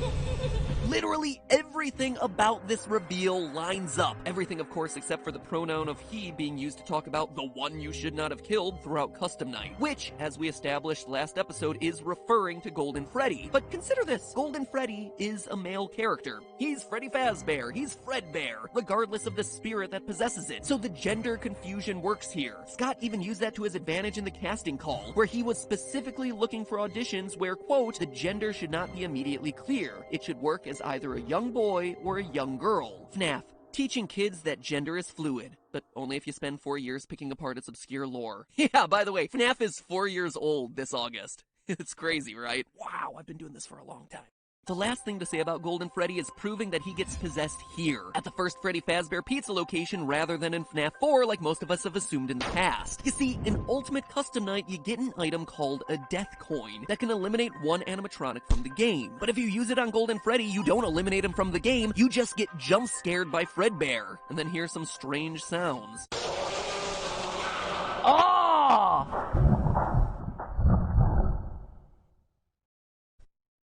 Huh. It almost sounds like Fredbear is underwater, which we all know is going to be terrible for those spring locks. Anyway, I played around with those audio files and got him to hear. Laughter, obviously. Let's find a suit that's right for you. And there was more fantasy and fun where I came from. That last one feels really random, right? Like, argh, I'm an angry spirit who just killed you, but let me tell you about my love of fantasy, fairies, and long walks on the beach first. I'm very in touch with my emotions. However, the phrase fantasy and fun is a direct reference to the first game in the franchise, where Phone Guy welcomes you to Freddy Fazbear's Pizza, a magical place for kids and grown-ups alike, where fantasy and fun come to life. It's Scott telling us that Golden Freddy is the same spirit who speaks to the crying child via the Fredbear plush at the end of FNAF 4, but who dates all the way back to the first pizzeria and the missing children's incident. Phew, you got all that? Good, because that's the easy stuff. Well, not easy, obviously, considering I'm on page 4 of this script and I've only just talked about the first event in the series. But there is consistent logic and evidence to back it all up. However, it's at this point that things get messy from a timeline standpoint. You see, right now there are two dangling threads of events that directly conflict with each other. One, the first Freddy Fazbear location has to close so it can reopen sometime before 1987. However, it has to remain open at least until 1983 when the FNAF 4 bite happens, the event that prompts Phone Guy to call back to the FNAF 1 location informing them that the Springlock suits are being retired. Welcome to your new career as a performer/entertainer for Freddy Fazbear's Pizza. Right now we have two specially designed suits that double as both animatronic and suit. After learning of an unfortunate incident at the sister location involving multiple and simultaneous spring lock failures, the company has deemed the suits temporarily unfit for employees. This is important because Phone Guy later makes a point of saying that the Spring Bonnie suit is still being moved. Management has also been made aware that the Spring Bonnie animatronic has been noticeably moved, which implies that Afton is still using it to kill kids, aka the missing children's incident is still going on even after the bite of 1983. That would all be fine except for point number 2. According to Hand Unit and Sister Location, Circus Baby's Pizza World is opened after Freddy Fazbear's is closed. Due to the massive success, and even more so the unfortunate closing of Freddy Fazbear's Pizza, it was clear that the stage was set, no pun intended, for another contender in children's entertainment. Again, this wouldn't be a problem if it wasn't for the empty girl's bedroom that we see in FNAF 4. As we established in a previous episode using the FNAF survival logbook, the crying child is Michael Afton, which would make this his sister's room, Elizabeth Afton, the girl who gets herself clawed and goes on to possess Baby on the opening day of Baby's Pizzeria. That's why she's missing and why her room is empty. But that can't happen if Freddy's is still open, and Freddy's can't be closed until the bite of 83 causes the spring locks to be retired so that Phone Guy can make his call. You see the problem there? Do you understand why creating a timeline of all this stuff is so darn complicated? Anyway, to move forward, we have to apply rule number 1 that I talked about earlier and throw out some of the phone guy information in order for the events to work. Freddy Fazbear's first location closes in the aftermath of the missing children's incident. With no pizzeria to serve as his murder den, Afton tries to launch a new restaurant, Circus Baby's Pizza World. It's important to note that this is an actual restaurant and not the underground rental service you see in Sister Location. We'll get to that one much later. Based on the name, we can be confident that this place has a clown aesthetic, which makes it likely that all the animatronics who don't fit into the Freddy Fazbear series of restaurants were made specifically for this place. The Mini-Renas, Balloon Boy, JJ, Dee Dee, and of course, the star attraction,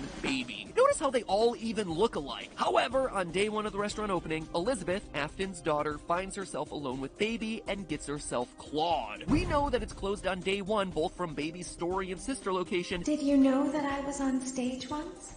It wasn't for very long. Only one day. And from this hidden news story about a supposed gas leak posted on Scott's website in the lead up to the release of the game. This in turn explains a lot of the weirdness going on in FNAF 4. Why Elizabeth's room is empty. Why Michael Afton has nightmares of animatronics with stomach mouths. And why William locks Michael in his room and has so many surveillance cameras following him around. He doesn't want what happened to his daughter to also happen to his youngest son. You see why it's so important for Circus Baby's Pizza World to happen before the events of FNAF 4? Before 1983?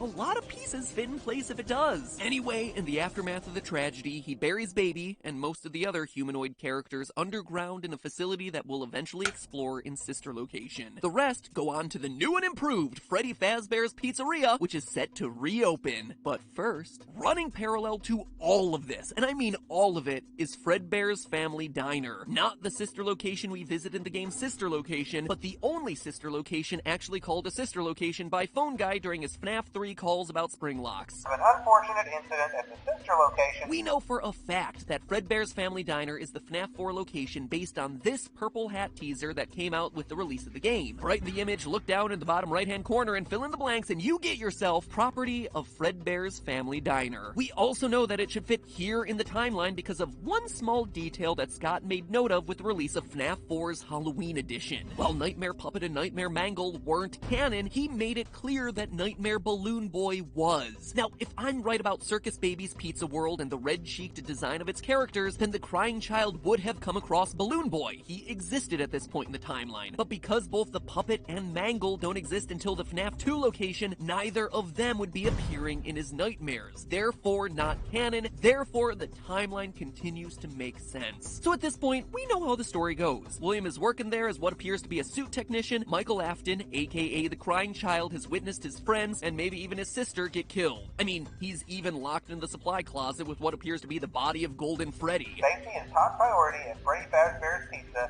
which is why the classic suits are being retired to an appropriate location while being looked at by our technician. At the end of the week, at his birthday party, he gets shoved into Fredbear's mouth by his brother, and crunch! He dead, son! The spirits of his dead friends, all 5 of them, remind them that they're still here for him, and the whole incident goes down in history as the bite of 83, based on both the TV Easter egg in FNAF 4 and the code in Sister Location's secret room. Oh, but again, it's here that we hit another little wrinkle. You see, in the FNAF survival logbook, it asks Michael whether his favorite ride was the carousel, a feature that was only present in the FNAF 2 restaurant. This also coincides with my hypothesis earlier about the Midnight Motorist minigame and Juniors being another name for Freddy's version 2. It would make sense that that place that he's going to is indeed him running out to the new Freddy Fazbear's location. But we know Michael gets bit in 1983 and that the FNAF 2 location is open in 1987 based on the paychecks you see in the game. Fortunately though, there's an elegant solution this time. The FNAF 2 location is just open earlier than we thought. Remember, Fredbear's Family Diner being open doesn't preclude a new Freddy's location from also being open at the same time. The new and improved Freddy Fazbear's Pizzeria is just open earlier than we all thought, at least as early as 1983, and continuing through 1987 when a new series of murders happens and the bite of 87 gets it closed down. This all allows Michael to visit that place again, have the carousel be his favorite, but still die in 1983. Because William doesn't want to lose another child, especially since he's in his own killing killing spree, he puts security cameras everywhere and uses the illusion sound discs first introduced in the Twisted Ones novel to scare Michael away from the restaurant. That's what he means by, he'll be sorry when he gets back. William is intentionally locking him in his room, giving him nightmares, hence why Michael is so scared by the time we see him in FNAF 4. Additionally, Ultimate Custom Night proves that the nightmare animatronics are just that, nightmares, illusions. This time, there is more than an illusion to fear. I am given flesh to be your tormentor. Both these lines indicate that before, they were just an illusion, they had no flesh. But now, in the latest game, they are real. So contrary to popular belief, these things were never real animatronics, just a glorified way for William to keep his son away from his murder locations. Except, obviously, it didn't work. Despite his best, well, maybe not his best, but definitely his most stalkerish efforts, Michael gets crunched and dies. A fact that becomes very problematic for the timeline considering that Michael Afton clearly survived till the end of the games. We see him in Sister Location. We watch him get scooped. We hear about him burning in FNAF 6. How is all of that possible if he's already dead? Surprisingly, there is a way to solve it, and I have the evidence to prove it, but sadly it'll have to wait until next time. This ended up being a 12-page script, which there's no way that we can do all in 1 week. So in the words of Dee Dee, how unfortunate, how unfortunate. This is a thing I hate to do, but the rest has to go in a part 2. Anyway, don't worry, we'll get it out as fast as possible. It's already written. I just need to divide this up for editing purposes. In the meantime, though, make sure you jump scare that subscribe button to, well, who knows what it does at this point, but it makes me feel good about the effort I put into this video, which is really nice, so make me feel good. It also improves the likelihood that you're gonna see the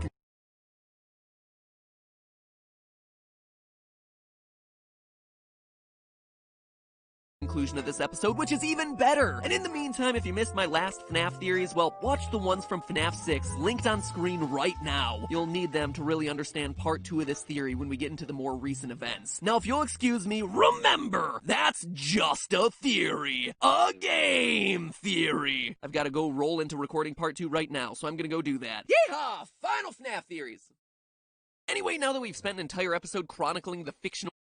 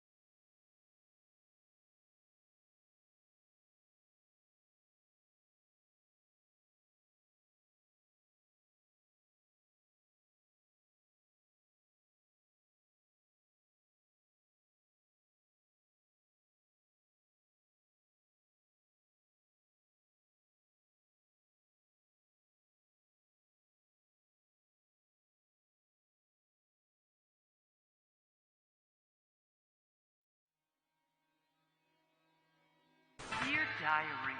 Yeah.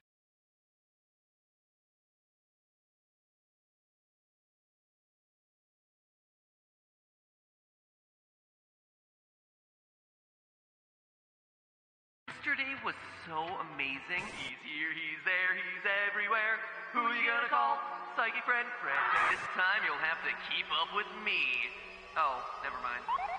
Is the purple man the phone guy? Exotic. Butt butters.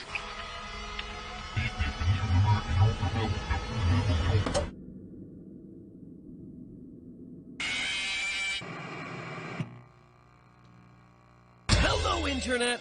Welcome to Game Theory, where, before we close the book on our final FNAF theory, it's time to open the book on new Back to School merch.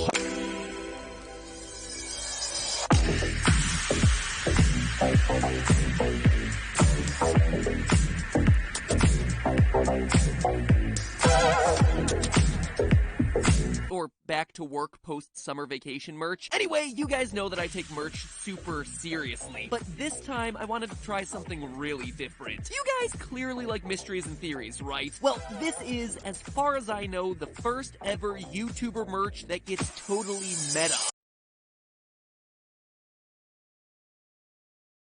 Theory Green. Now then, let's wrap up FNAF, shall we? Even though this is part 2 of the timeline, we've still got a lot to cover, so in the words of Phil DeFranco, let's just jump into it. When last we left things, we'd covered everything up through the second Freddy Fazbear's Pizzeria location. Things like why the missing children's incident must be the first event of the timeline, the identity of Golden Freddy, why Circus Baby's Pizza World has to come earlier in the timeline than most people expect, and a quick review over how Michael Afton is the crying child from FNAF 4. But all of that left us with a big question. If Michael Afton is the crying child who gets himself bit, then how is he able to come back later in the timeline for games like Sister Location and Pizzeria Simulator? Well, this is where the books once again come in to give us the solution that no one would have predicted. You see, at the end of FNAF 4, we get the lines, "We are still your friends. Do you still believe that? I will put you back together." We've never actually established who speaks those words. Ultimately, the best guess that we had was the puppet. But here's the thing, it can't be the puppet. Based on this, my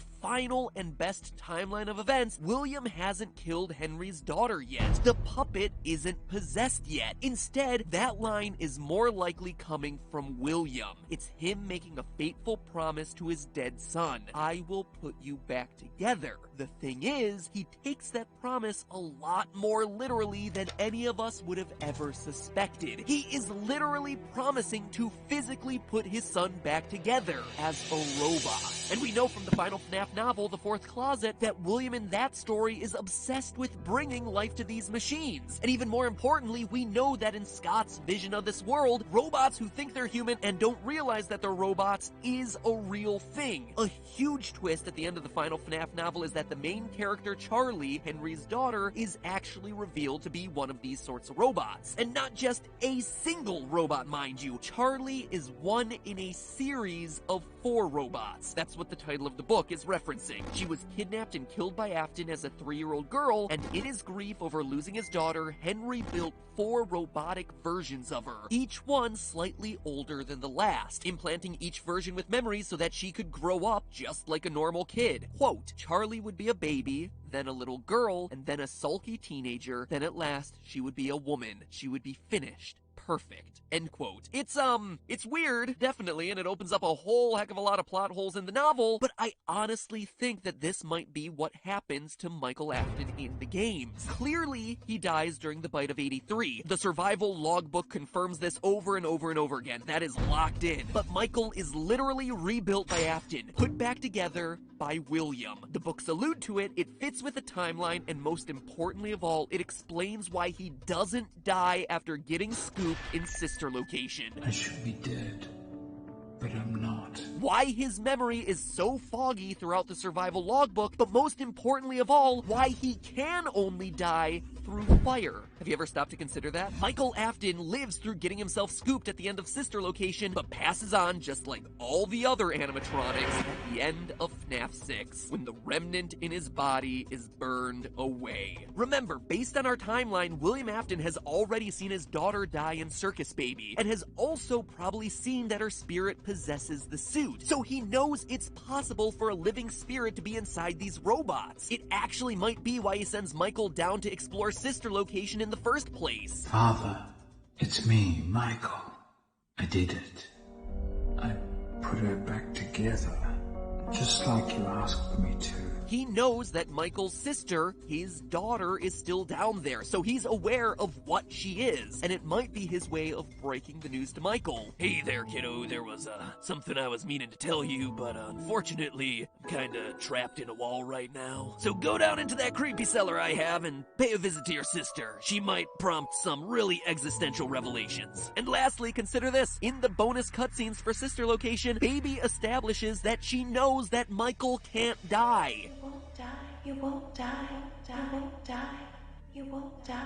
So she might just recognize that they're one and the same. This insane sounding theory, and trust me, I recognize that it sounds completely bonkers, may actually tie into the mystery of the FNAF 4 box. What's in it? It might actually be Michael Afton's body. Yeah, remember how I just said that in the fourth closet the main character was actually the third in a series of 4 robots? Well, she almost gets herself killed at the end of book 2, and is discovered midway through book 3, locked in a box that sounds very similar to the one that appears at the end of FNAF 4. Quote, John moved to a large green chest, the paint almost entirely worn off. There was no lock. John knelt beside it, found the handle, and heaved it open, then shuddered.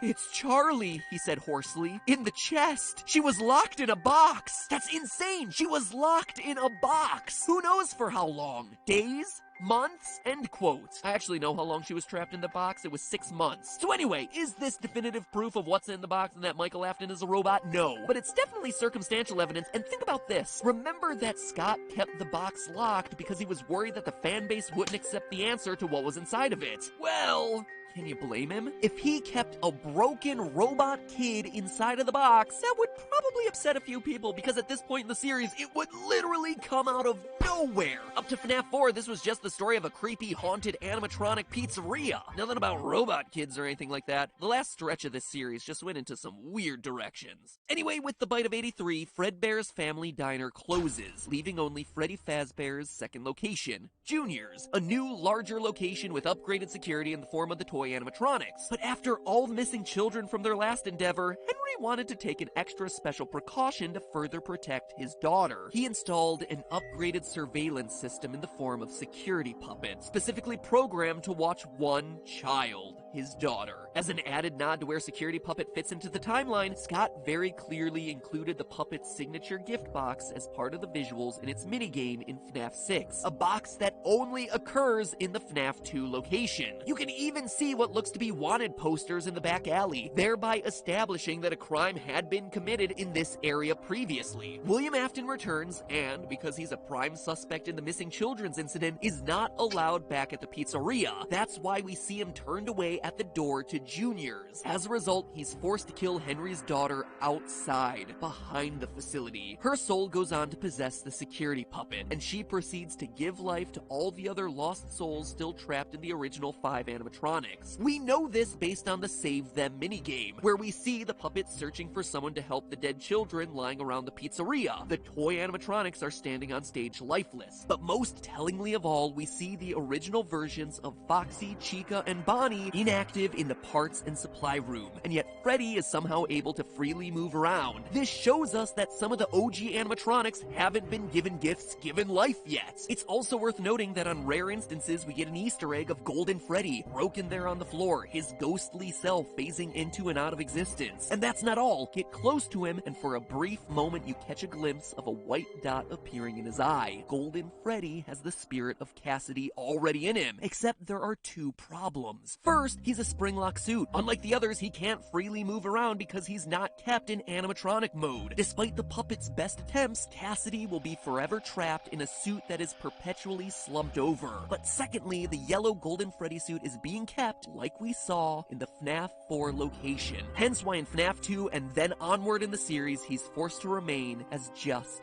a spirit.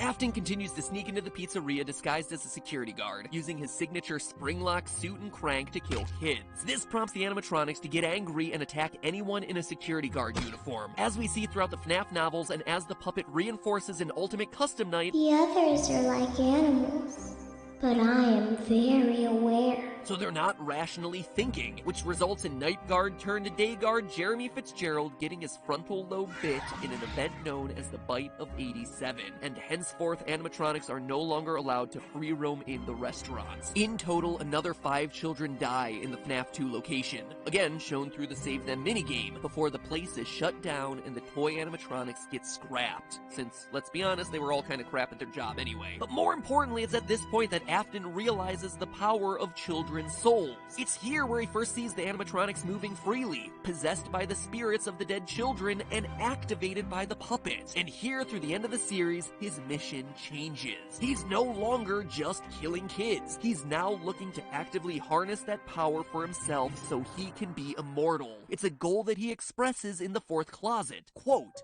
"You killed them. They died in the suits. Their bodies were bound inside along with their souls. The spirit follows the flesh, it would seem, and also the pain. If I wish to become my own immortal creation, my body must lead my spirit to its eternal home." This affects all his future actions in the series, so when the withered animatronics get sent back to the FNAF 1 location for storage and the possible reopening of the pizzeria, William tracks them back to dismantle them and discover their power. This leads to the cutscenes from FNAF 3, where William systematically lures the original animatronics to the back safe room one by one, only to dismantle them. Before, these cutscenes seemed super random. It just seemed like him trying to get rid of the animatronics for reasons. But now, thanks to the novels, we actually know why he did it, to dissect the robots and experiment on them. And it's these experiments that end up producing the Funtime animatronics. One big lingering question mark of the series was the nature of the Funtime animatronics deep underground during Sister Location. How were they alive? Were they possessed by more dead kids? Well, we finally have our answer there, courtesy of Candy Cadet and the 4th closet. Now, back in FNAF 6, Candy Cadet's stories were a bit of a mystery. Each one had to do with 5 things becoming one thing. 5 keys melted together, 5 orphans sewn together to fit into one coffin, 5 kittens sacrificed and then combined to fit into one shoebox. It seemed like it was referring to Ennard, the amalgamation of all the other animatronic parts, but the math was always kinda wonky. Ennard consisted of Baby, Ballora, Funtime Freddy, and Funtime Foxy, which is just 4 animatronics. Maybe Maybe if you squinted at it, you would include the Bonnie puppet, but that seemed like a stretch. And as a result, we just weren't quite sure what was going on with those stories. Luckily, the release of the fourth closet has cleared this mystery up.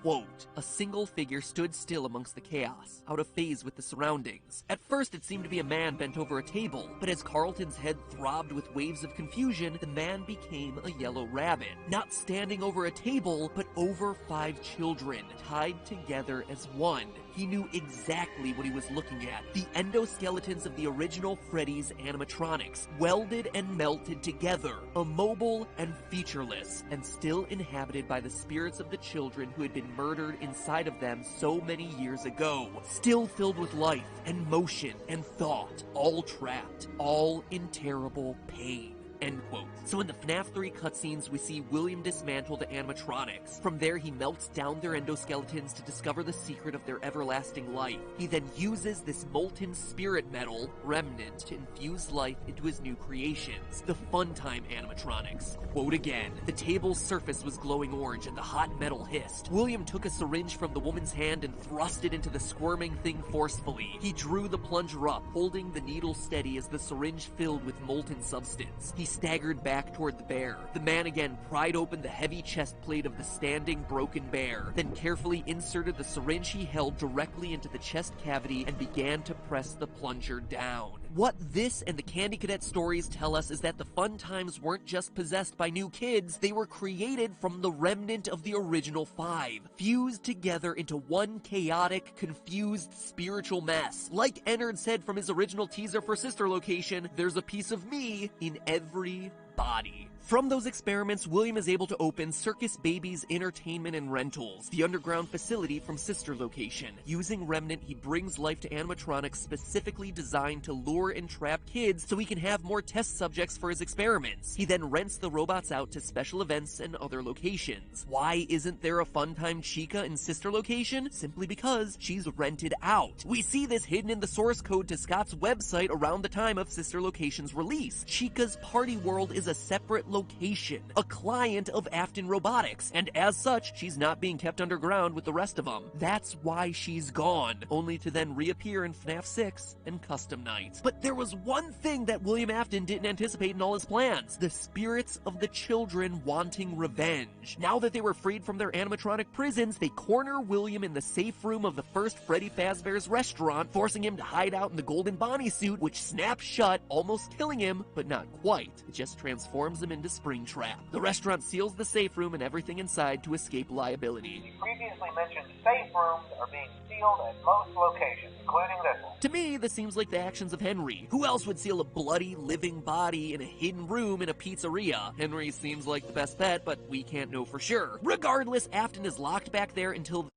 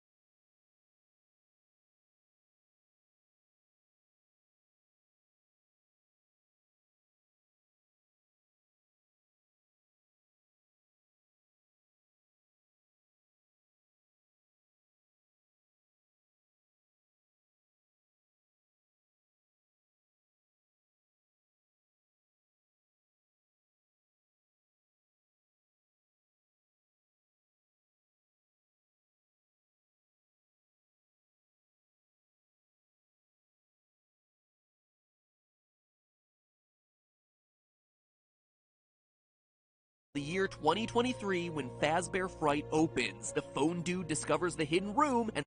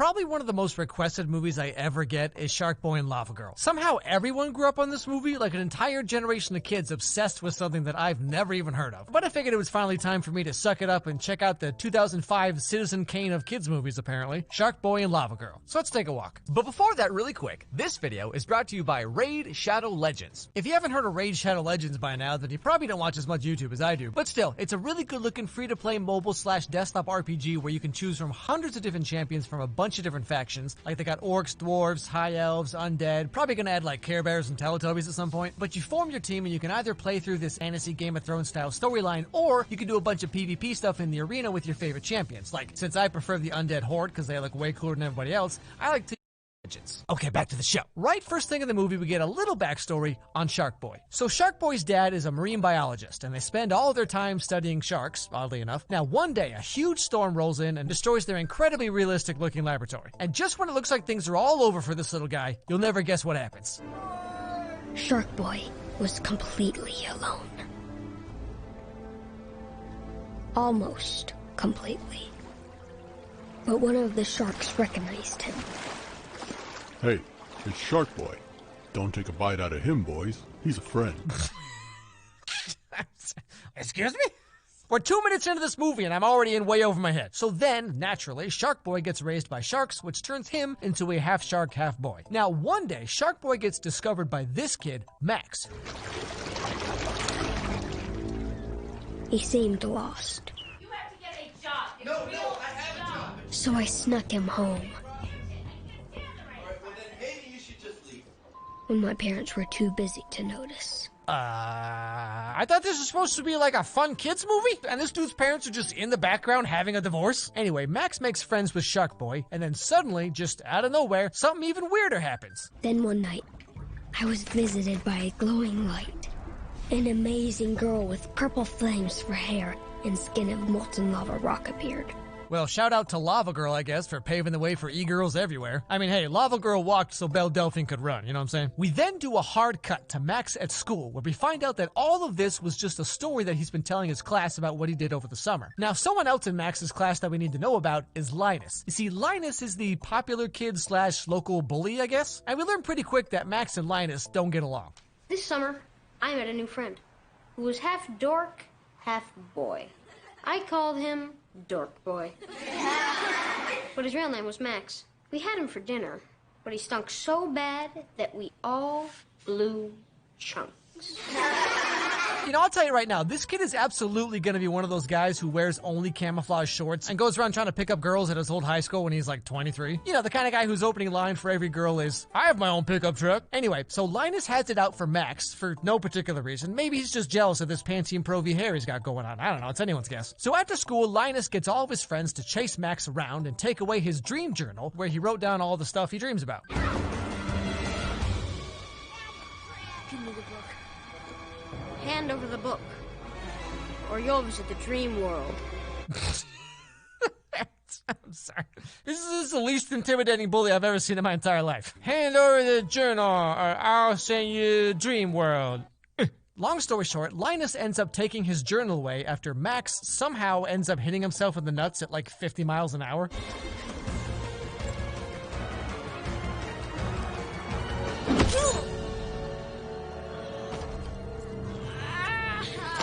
And so Max goes home and now he has nothing to do except play with the most insanely daisy-chained extension cord I've ever seen in my entire life. This kid's gonna blow up his whole neighborhood. Anyway, the next day at school, there's a big tornado that no one seems remotely concerned about until it's literally right on top of them. And so the windows blow open and everything's chaos, and wouldn't you know, in flies Shark Boy and Lava Girl, just out of nowhere.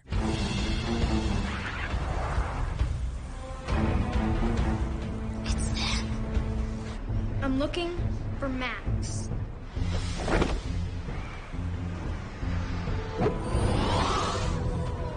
We need your help, Max. Come with us. Wait, hold on a second. So you're telling me this magical girl from another dimension just suddenly appears and needs the help from the biggest loser in school? Psh, yeah, okay, well, I'm still waiting for that to happen to me, but hey, whatever. Good for you, Max. Anyway, so they all hop in the shark spaceship thing, whatever that is, and fly to a place called Planet Drool.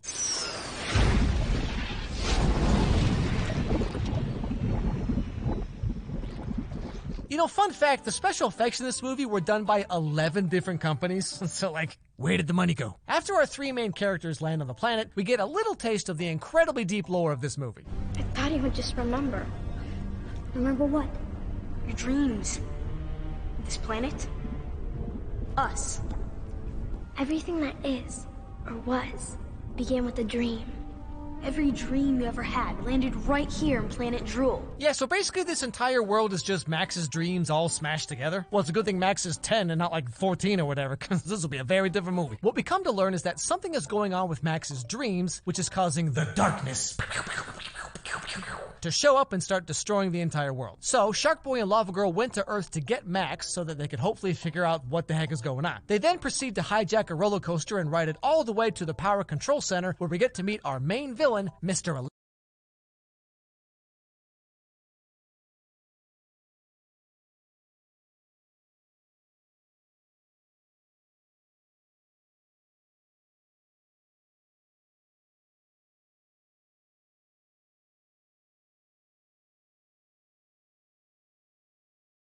Electric.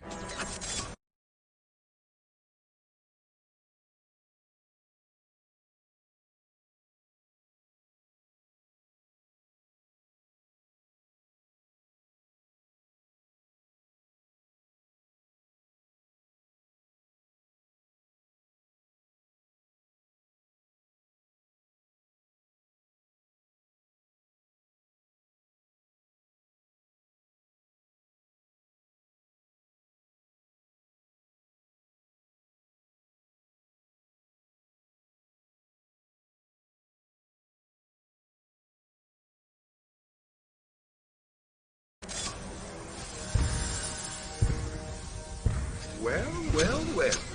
If it isn't Shark Boy and Lava Girl. Why are you bringing misery to our planet? No school, no discipline, no rules. And most important, no dreams. Dreams can destroy you, can't they? My instincts tell me that is so. You know, few things in life are better than some good old totally random exposition that no one asked for, but thanks anyway. So, Mr. Electric uses his army of power chords to attack our main characters, and we just kind of get the most hilariously nonsensical fight scene.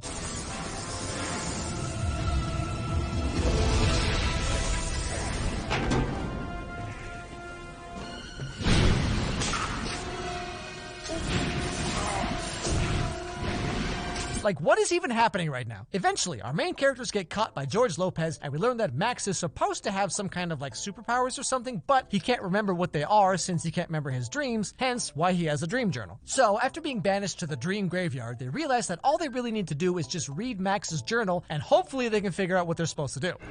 Max, where is your dream journal? Great thinking, Sharky. We can read his dreams out loud and turn everything back to the way it was. I may even realize my true identity. Oh, by the way, everybody, Lava Girl has amnesia. You know, just in case you're wondering. What a great little plot thread to throw out right smack dab in the middle of the movie. So after they walk through the dream graveyard for a while, Shark Boy is getting really annoyed because Max is supposed to help them save the world, but he can't really do anything because he can't remember. And that's when Max comes upon something a little interesting. A hand. Another hand. Yep. It's Tobor! Who? Tobor! I dreamt of that when I was a kid. A robot that could help me with my homework.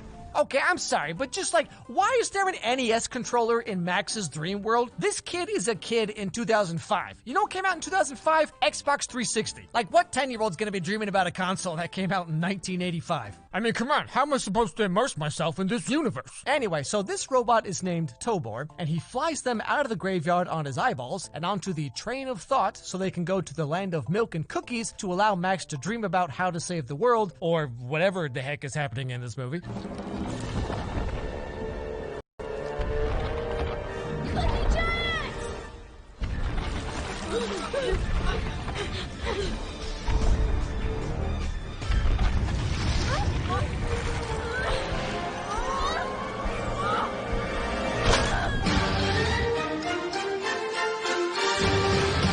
goes on for a long time where our characters are just kind of going through this like Pixar's Inside Out kind of world where everything is based on Max's life and like what he's thinking and feeling or whatever. And then there's this fetus Taylor Lautner hip-hop song and dance routine just out of nowhere. Like, I'm still shocked it got such a low score because clearly this movie has everything. But yeah, I'm just gonna fast forward for a little bit here because you get the idea. So after all this, they end up getting caught by Mr. Electric once again, and that's when we come to find out who's really behind all this. I am the ruler of Planet Drool. No, you're not! Max is! Max may have dreamed it originally. I'm a much cooler. That's right, turns out it was Linus the whole time who used Max's dream journal to rule over Planet Drool and turn it into some kind of like nightmare world or whatever. Max, you thought you could escape fear by running away to Dreamland. But fear exists in the one place you can never escape. Your mind.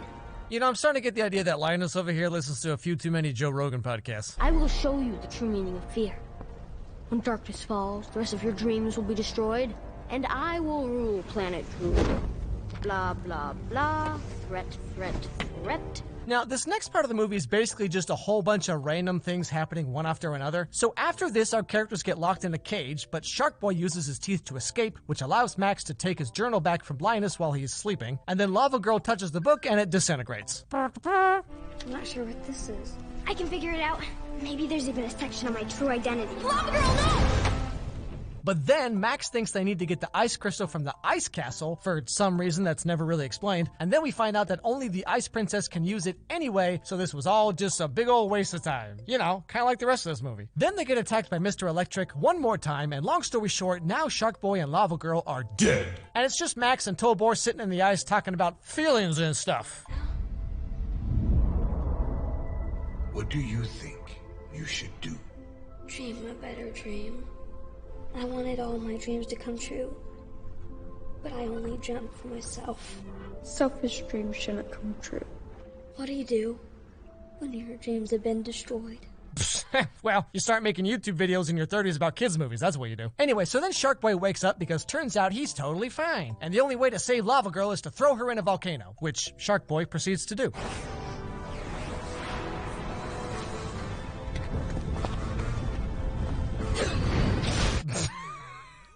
What? He just ragdolls her right in the volcano? I mean, look at this. But then, right after this, Lava Girl is revived and apparently just becomes God, I guess, which also somehow awakens Max's superpowers, and now he is also God. And so Linus goes to confront Max, and they end up just kind of having this like straight up anime battle right at the end of the movie, with all the same dialogue and exposition you'd expect. Someone smashed your dreams once. Now all you can do is smash everyone else's.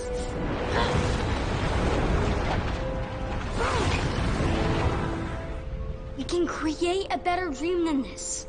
A better world. And so one thing leads to another, and now everyone's best friends. Except Mr. Electric doesn't want to just go back to plugging in power cords forever, so he somehow flies to Earth in like 3 seconds, and Max realizes that all of this was just a dream that he's been having because somehow he fell asleep when the tornado hit the school.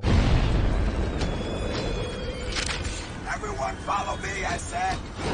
Max, get up! There's a tornado heading our way.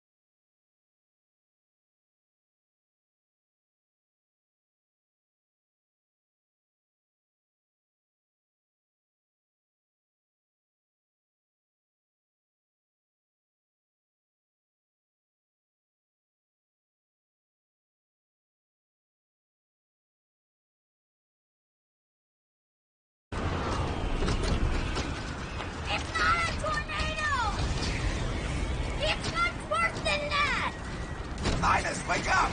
Also, quick aside here, the absolute best joke in the whole movie is just like a quick throwaway visual gag right here, where Linus, who's also been asleep the whole time, wakes up in this absurdly large puddle of his own drool. But then, in a shocking plot twist, turns out Max's dream actually wasn't a dream, and everything's real after all, because of course it is. And that's when the girl from Max's class, who was the ice princess in his dream, realizes that she's the ice princess in real life too, and uses her magic ice powers to stop Mr. Electric from doing whatever he was gonna do.